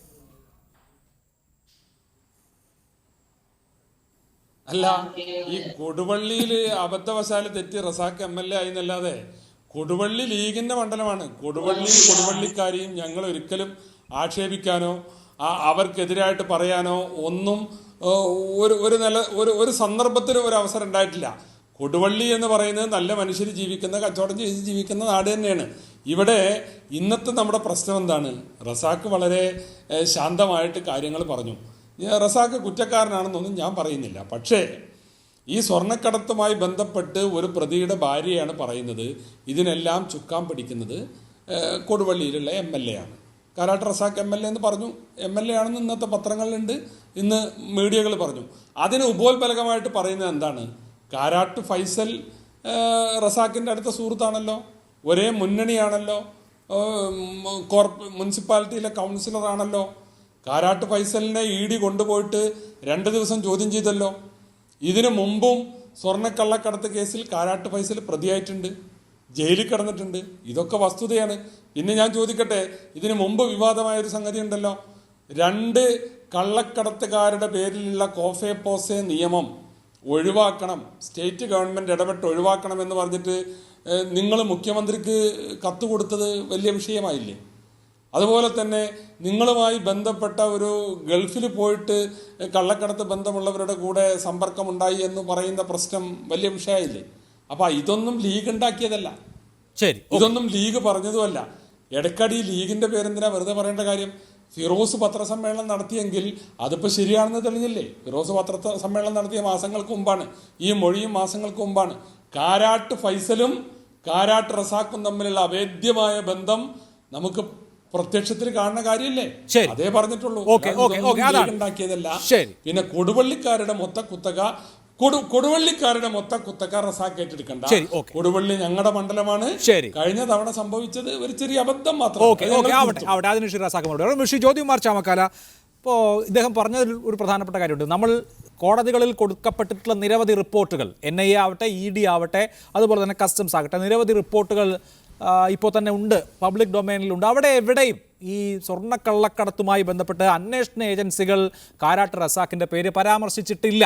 എവിടെയും നമുക്ക് രേഖാമൂലം പരാമർശിച്ചില്ല എന്ന് മാത്രമല്ല, ഒരു കോടതിയിലും വാദത്തിനിടെയും അദ്ദേഹത്തിൻ്റെ പേര് വന്നിട്ടില്ല. അപ്പോൾ അന്വേഷണ ഏജൻസികൾ പേരെവിടെയും പരാമർശിക്കുകയോ ചോദ്യം ചെയ്യാൻ വിളിപ്പിക്കുക പോലും ചെയ്യാതിരിക്കുകയോ ചെയ്യുന്ന സാഹചര്യത്തിൽ ഞാനിപ്പോൾ എന്ത് പറയാനാണ് എന്ന അദ്ദേഹത്തിൻ്റെ വാദത്തിൽ ന്യായമില്ലേ? അഭിലാഷം നോക്കൂ, കാരാട്ട് ഫൈസലിൻ്റെ കാര്യത്തിലും ഇങ്ങനെയെങ്കിലും പറഞ്ഞിരുന്നില്ല. അദ്ദേഹത്തെ ചോദ്യം ചെയ്തപ്പോൾ മാത്രമാണ് നമ്മൾ അദ്ദേഹത്തിൻ്റെ പങ്കിനെക്കുറിച്ച് അറിയുന്നതും അദ്ദേഹത്തെ ചോദ്യം ചെയ്തതെന്ന് നിങ്ങളൊക്കെ മാധ്യമങ്ങളിലൂടെ പറഞ്ഞപ്പോഴുമാണ് അദ്ദേഹത്തിൻ്റെ പങ്കിനെക്കുറിച്ച് നമുക്ക് സംശയം ഉണ്ടായതും ശ്രീ PK ഫിറോസ് ഉൾപ്പെടെ നേരത്തെ പറഞ്ഞിരുന്നതൊക്കെ സത്യമാണെന്ന് ബോധ്യപ്പെട്ടതും. അപ്പോൾ അതുകൊണ്ട് പങ്കില്ല എന്ന് പറയാൻ കഴിയില്ല. എന്തുകൊണ്ട് അഭിലാഷിനെ കുറിച്ച് ഇത് പറയുന്നില്ല? എന്തുകൊണ്ട് സൗമ്യ VPP മുസ്തഫയെ കുറിച്ച് പറഞ്ഞില്ല? എന്തുകൊണ്ട് ഷംസുദ്ദീനെ കുറിച്ച് പറഞ്ഞില്ല? എന്നെക്കുറിച്ച് പറഞ്ഞില്ല? എന്തുകൊണ്ട് കാരാട്ട് റസാഖും കാരാട്ട് ഫൈസലും ഒക്കെ ഉൾപ്പെടെയുള്ള കാരാട്ട് ലോബിയെക്കുറിച്ച് പറയുന്നു? അതാണ് വസ്തുത. ബാക്കി CPM-നും LDF-നും എത്രയോ MLA-മാരുണ്ട്, അവരെക്കുറിച്ചൊന്നും പറയുന്നില്ലല്ലോ. എന്തുകൊണ്ട് കാരാട്ട് റസാഖ് എന്നുള്ള ചോദ്യം പ്രസക്തമല്ലേ? അപ്പോൾ അവിടെ അത് പറയുമ്പോൾ ഞാൻ ഷംസുദ്ദീനെ എൻഡോസ് ചെയ്യുകയാണ്. കാരണം ഈ കൊടുവള്ളിക്കാരുടെ ഒന്നും അട്ടിപ്പറാവകാശമൊന്നും ശ്രീ MLA ഏറ്റെടുക്കേണ്ടതില്ല. മറിച്ച് അവിടെ ഈ കൊടുവള്ളിക്കാർക്ക് എന്തെങ്കിലും ക്ഷീണമുണ്ടായിട്ടുണ്ടെങ്കിൽ അതൊക്കെ ഇവരൊക്കെ കാരണം മൂലം ഉണ്ടായിട്ടുള്ള ക്ഷീണമാണ് എന്നുള്ളതാണ് വസ്തുത. കാരണം ഇപ്പോൾ കൊടുവള്ളിക്കാർക്ക് ക്ഷീണമുണ്ടാക്കുന്ന രീതിയിലേക്ക് ഈ കൊടുവള്ളിയെക്കുറിച്ച് ചർച്ച ചെയ്യുകയും ഈ ഇത്തരത്തിൽ അവിടെ കള്ളക്കടത്തുകാരുടെ ലോബിയാണെന്നൊക്കെ പറയുന്നതിലേക്ക് പോകാനുണ്ടായ സാഹചര്യം, അവിടെ ഇത്തരത്തിലുള്ള ഒരു മുനിസിപ്പൽ കൗൺസിലറെയും MLA-യും ഒക്കെ സംശയത്തിൻ്റെ നിലയിലേക്ക് വരുന്നു. ഇവരൊക്കെ കോഫെ പാസ കേസിലെ പ്രതികളെ സഹായിക്കുവാൻ വേണ്ടി കത്ത് കൊടുക്കുന്നു. ഞാൻ പല ചാനലുകളിലും ഇതിനെ സംബന്ധിച്ച് സംസാരിച്ചിട്ടുണ്ട്. ശ്രീ കാരാട്ട് റസാഖിൻ്റെയും കാരാട്ട് ഫൈസലിൻ്റെയും അതുപോലെ തന്നെ PTA റഹീമിൻ്റെയും ഒക്കെ ഇടപെടലുകളെ സംബന്ധിച്ച്. PTA റഹീമിൻ്റെ മരുമകൻ ഇപ്പോഴും ജയിലിലാണല്ലോ ഗൾഫിൽ. PTA റഹീമിൻ്റെ മരുമകൻ്റെ അച്ഛൻ ഇപ്പോഴും കൗൺസിലറല്ലേ. അപ്പോൾ അതുമായി ബന്ധപ്പെട്ടൊക്കെ ഞാൻ പല ചർച്ചകളിലും മീഡിയ വണ്ണിൽ ഉൾപ്പെടെ പറഞ്ഞിട്ടുണ്ട്. ഞാൻ പറയുന്നു അഭിലാഷേ, ഞാനൊരു മീഡിയ വണ്ണിൽ ചർച്ച കഴിഞ്ഞിറങ്ങുമ്പോൾ എന്നെ കൊടുവള്ളിയിൽ നിന്ന് ഒരു അഡ്വക്കേറ്റ് വിളിച്ച്, എനിക്ക് അയാളുടെ പേര് ഓർമ്മയില്ല, ഞാനത് റെക്കോർഡ് ചെയ്തിട്ടില്ല. അദ്ദേഹം വിളിച്ച് പറയും, നിങ്ങൾ സ്ഥിരമായി കാരാട്ട് റസാഖിനെതിരെ പറയുന്നു, നിങ്ങളത് ആവർത്തിക്കാൻ പാടില്ല. ഞാൻ ചോദിച്ചു, നിങ്ങളാരത് പറയാൻ? ചോദിച്ചു പറഞ്ഞു വന്നപ്പോൾ ഞാൻ അദ്ദേഹത്തിൻ്റെ വക്കീലാണ്, നിങ്ങൾ അനാവശ്യമായി അദ്ദേഹത്തിൻ്റെ പേര് വലിച്ചഴയ്ക്കുന്നു, ഞങ്ങൾ നിയമ നടപടിയായി മുന്നോട്ട് പോകും. ഞാൻ പറഞ്ഞു, നിങ്ങൾ എന്നെ മുക്കിക്കരത്തൊന്നുമില്ല, നിങ്ങൾ നിയമ നടപടിയായിട്ട് മുന്നോട്ട് പോകും, ഞാൻ നാളെ വക്കീൽ നോട്ടീസ് അയക്കുന്നുണ്ട്. എനിക്കിതുവരെ വക്കീൽ നോട്ടീസ് ഒന്നും വന്നിട്ടില്ല. അപ്പോൾ ഞങ്ങൾ ഉൾപ്പെടെ ഞാൻ പറഞ്ഞിട്ടുള്ളത് എന്താണ്, ഞങ്ങൾ നിരന്തരമായി ഈ ചർച്ചകളിൽ പറഞ്ഞുകൊണ്ടിരുന്നത് കോഫെ പാസ കേസിൽ ഉൾപ്പെടെ അദ്ദേഹം ആ പ്രതികളെ സംരക്ഷിക്കണമെന്ന് ആവശ്യപ്പെട്ടുകൊണ്ട് അവർക്ക് സഹായം ചെയ്യണമെന്ന് ആവശ്യപ്പെട്ടുകൊണ്ട് MLA ലെറ്റർ പാഡിൽ കത്ത് കൊടുത്തിരിക്കുന്നു. അത് ഇവർ രണ്ടുപേരും നിഷേധിക്കാൻ കഴിയുമോ? അപ്പോൾ അത്തരക്കാരുമായുള്ള ഇവരുടെ ചങ്ങാത്തം, ഇവർക്ക് കൊടുവള്ളിയുമായി കേന്ദ്രീകരിച്ചുള്ള ബന്ധം, ഈ കൊടുവള്ളി കേന്ദ്രീകരിച്ചുകൊണ്ട് ഇത്തരത്തിൽ കൊടുവള്ളിയെ ചീത്തപ്പേരുണ്ടാക്കുന്നെങ്കിൽ അത് ഇവരൊക്കെ തന്നെയാണ്. അപ്പോൾ ആ രീതിയിലേക്ക് പോകുന്നെങ്കിൽ അതിൻ്റെ ഉത്തരവാദിത്വം അവർക്കൊക്കെ തന്നെയാണ്. അവർ അതിന് മറുപടി പറയേണ്ടതായിട്ടുണ്ട്. അവരെ ചോദ്യം ചെയ്തില്ല എന്നുള്ളത് കൊണ്ട് മാത്രം അവർ പ്രതിസ്ഥാനത്ത് മാറുന്നില്ല. സൗമ്യയ്ക്ക് എനിക്ക് തോന്നുന്നില്ല, സൗമ്യ എന്ന് പറയുന്ന വ്യക്തിയെ സംബന്ധിച്ച് അത് ജൂലൈ മാസം ആദ്യം ഇത്തരത്തിലൊരു മൊഴി കൊടുക്കുമ്പോൾ കാരാട്ട് റസാഖിനെ തെരഞ്ഞു പിടിച്ച് കൊടുക്കണമെന്നൊന്നും അവർ കരുതിയിരിക്കും. അല്ലെങ്കിൽ അത്രക്കാരിയാണ്, അത്രയ്ക്കുള്ളൊരു ഗൂഢാലോചന ഇതിന്റെ പിന്നിൽ ഉണ്ട് എന്നൊക്കെ പറഞ്ഞാൽ മനസ്സിലാവില്ല, വിശ്വസിക്കാനും ആകില്ല. അതുകൊണ്ട് അതെ, അത് കൃത്യമാണ്. ശരി, അതാണ് ശ്രീ കാരാട്ട് റസാഖ് ചൂണ്ടിക്കാണിക്കുന്നത്. ഇതുമായി ബന്ധപ്പെട്ട മുൻകാല ചരിത്രം കൂടിയുണ്ടല്ലോ. ഇവിടെ കാരാട്ട് ഫൈസലിൻ്റെ കാര്യം പറഞ്ഞു. അദ്ദേഹത്തിൻ്റെ കാറിൽ കോടിയേരി ബാലകൃഷ്ണൻ കയറിയ കാലത്ത് തന്നെ ചില പഴയ സ്വർണ്ണക്കള്ളക്കടത്ത് കേസ് ചാനലുകളും മറ്റു മാധ്യമങ്ങളും ഒക്കെ ചർച്ച ചെയ്തതാണ് നമ്മുടെ മുമ്പിലുണ്ട്. കോഫെ പോസ പ്രതികൾക്ക് വേണ്ടി കത്തെഴുതിയ കാര്യം ഇതാ പ്രതിപക്ഷത്തു നിന്ന് 2 പേർ ചൂണ്ടിക്കാണിക്കുന്നു. അപ്പോൾ ഈ ഗ്യാങ് എന്ന് പറയാൻ പറ്റുന്ന വിധത്തിൽ കൃത്യമായും ആ സ്ത്രീ കൊടുത്തിരിക്കുന്ന, അല്ലെങ്കിൽ ഈ കസ്റ്റംസ് കൊടുത്തിരിക്കുന്ന ഈ റിപ്പോർട്ടിലെ വാചകം തന്നെ smuggling gang who operates from Koduvally Kozhikode എന്നാണ്. എന്നിട്ട് പറയുന്നത് she also knows that Sandeep and Rameez were smuggling gold for Karat Faisal and Karat Razak എന്ന് പറയുന്ന വിധത്തിൽ ഇവിടെ ഒരു നെക്സസ് ഉണ്ട്, ഇവിടെ ഇങ്ങനെ ഒരു സംവിധാനം ഉണ്ട് എന്ന് നേരത്തെ മുതലുള്ള ആരോപണമാണ്.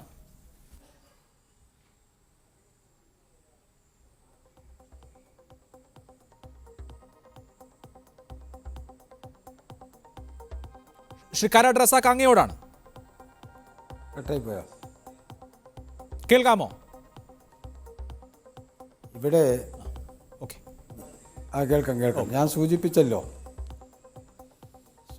ഈ പ്രതിയുടെ ഭാര്യ കൊടുത്ത മൊഴി, അതിൻ്റെ അടിസ്ഥാനത്തിലാണ് ഇവിടെ ചർച്ച ചെയ്യപ്പെടുന്നത്.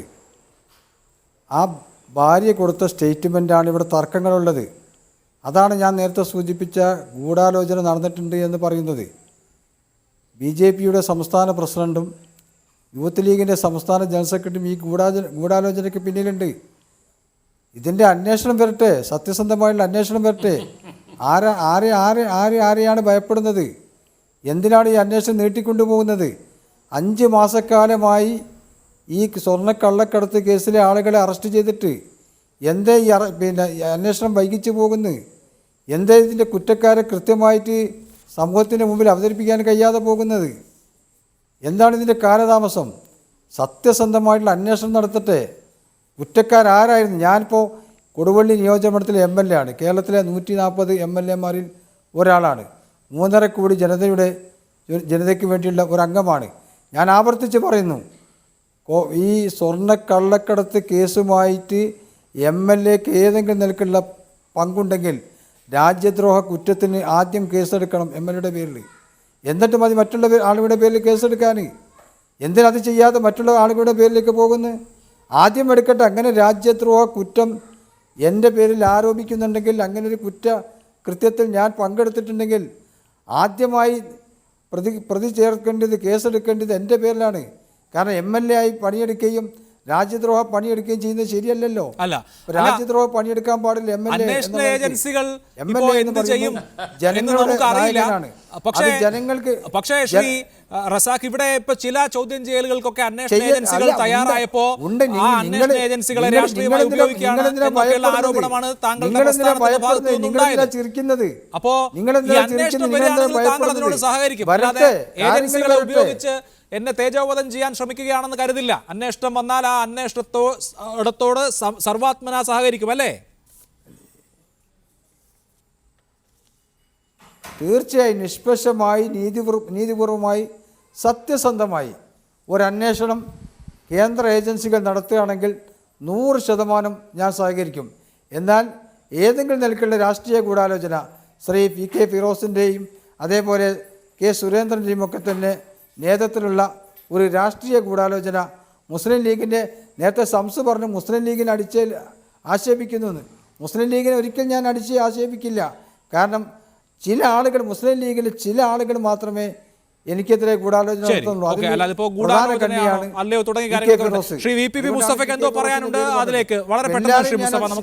എല്ലാവരും ഞാൻ ആക്ഷേപിക്കുന്നില്ല. നിങ്ങൾ കാണേണ്ടത് അഭിലാഷേ, 3 മാസം മുമ്പ് വളരെ സീക്രട്ട് ആയിട്ട് അന്വേഷണ ഏജൻസിക്ക് കിട്ടിയതാണ് ഈ സന്ദീപ് നായരുടെ ഭാര്യയുടെ മൊഴി. ഇന്നാണ് അത് പബ്ലിക് ഡൊമൈനിൽ വരുന്നത്. ഇതുവരെയും ഈ 3 മാസമായിട്ട് അന്വേഷണ ഏജൻസിയുടെ കയ്യിൽ സീക്രട്ട് ആയിട്ട് കിടക്കുക. എന്തിനു വേണ്ടിയിട്ടായിരുന്നു? അത് കൊഫെ പോസ ഈ MLA ഉൾപ്പെടെയുള്ള ആളുകൾക്കെതിരെ ചുമത്തണം അനുമതികൾ. എന്തേ അത് കൊടുക്കാത്തത്? എന്നാ പിന്നെ അതിനിടയിൽ സ്വപ്നയും സരിത്തിനെയും എല്ലാം പെടുത്തിയില്ലേ?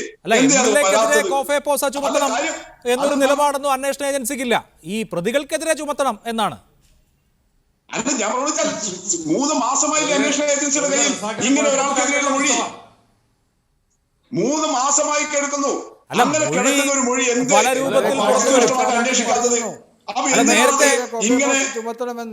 നേരത്തെ അനിൽ നമ്പ്യാർക്കെതിരെ വന്ന മൊഴി ഇതുപോലെ പുറത്തു വന്ന് നമ്മളൊക്കെ ചർച്ച ചെയ്തല്ലേ. അപ്പൊ അന്നേരം ഇല്ലാത്ത ബുദ്ധിമുട്ടെന്താ ഇപ്പോ? മനസ്സിലാക്കുന്നില്ല. ശരി, എന്തായാലും നമുക്ക് കാര്യങ്ങൾ വരട്ടെ. അന്വേഷണ ഏജൻസികൾ ഏത് നിലയിൽ പുരോഗമിക്കും, എങ്ങോട്ട് പോകും എന്നൊക്കെയുള്ളത് നമുക്ക് കാത്തിരിക്കാം. വളരെ നന്ദി ശ്രീ കാരാട്ട് റസാഖ്, ശ്രീ ജ്യോതികുമാർ ചാമക്കാല, ശ്രീ VP മുസ്തഫ, ശ്രീ N. ശംസുദ്ദീൻ പങ്കെടുത്തതിന്. ഇടവേള.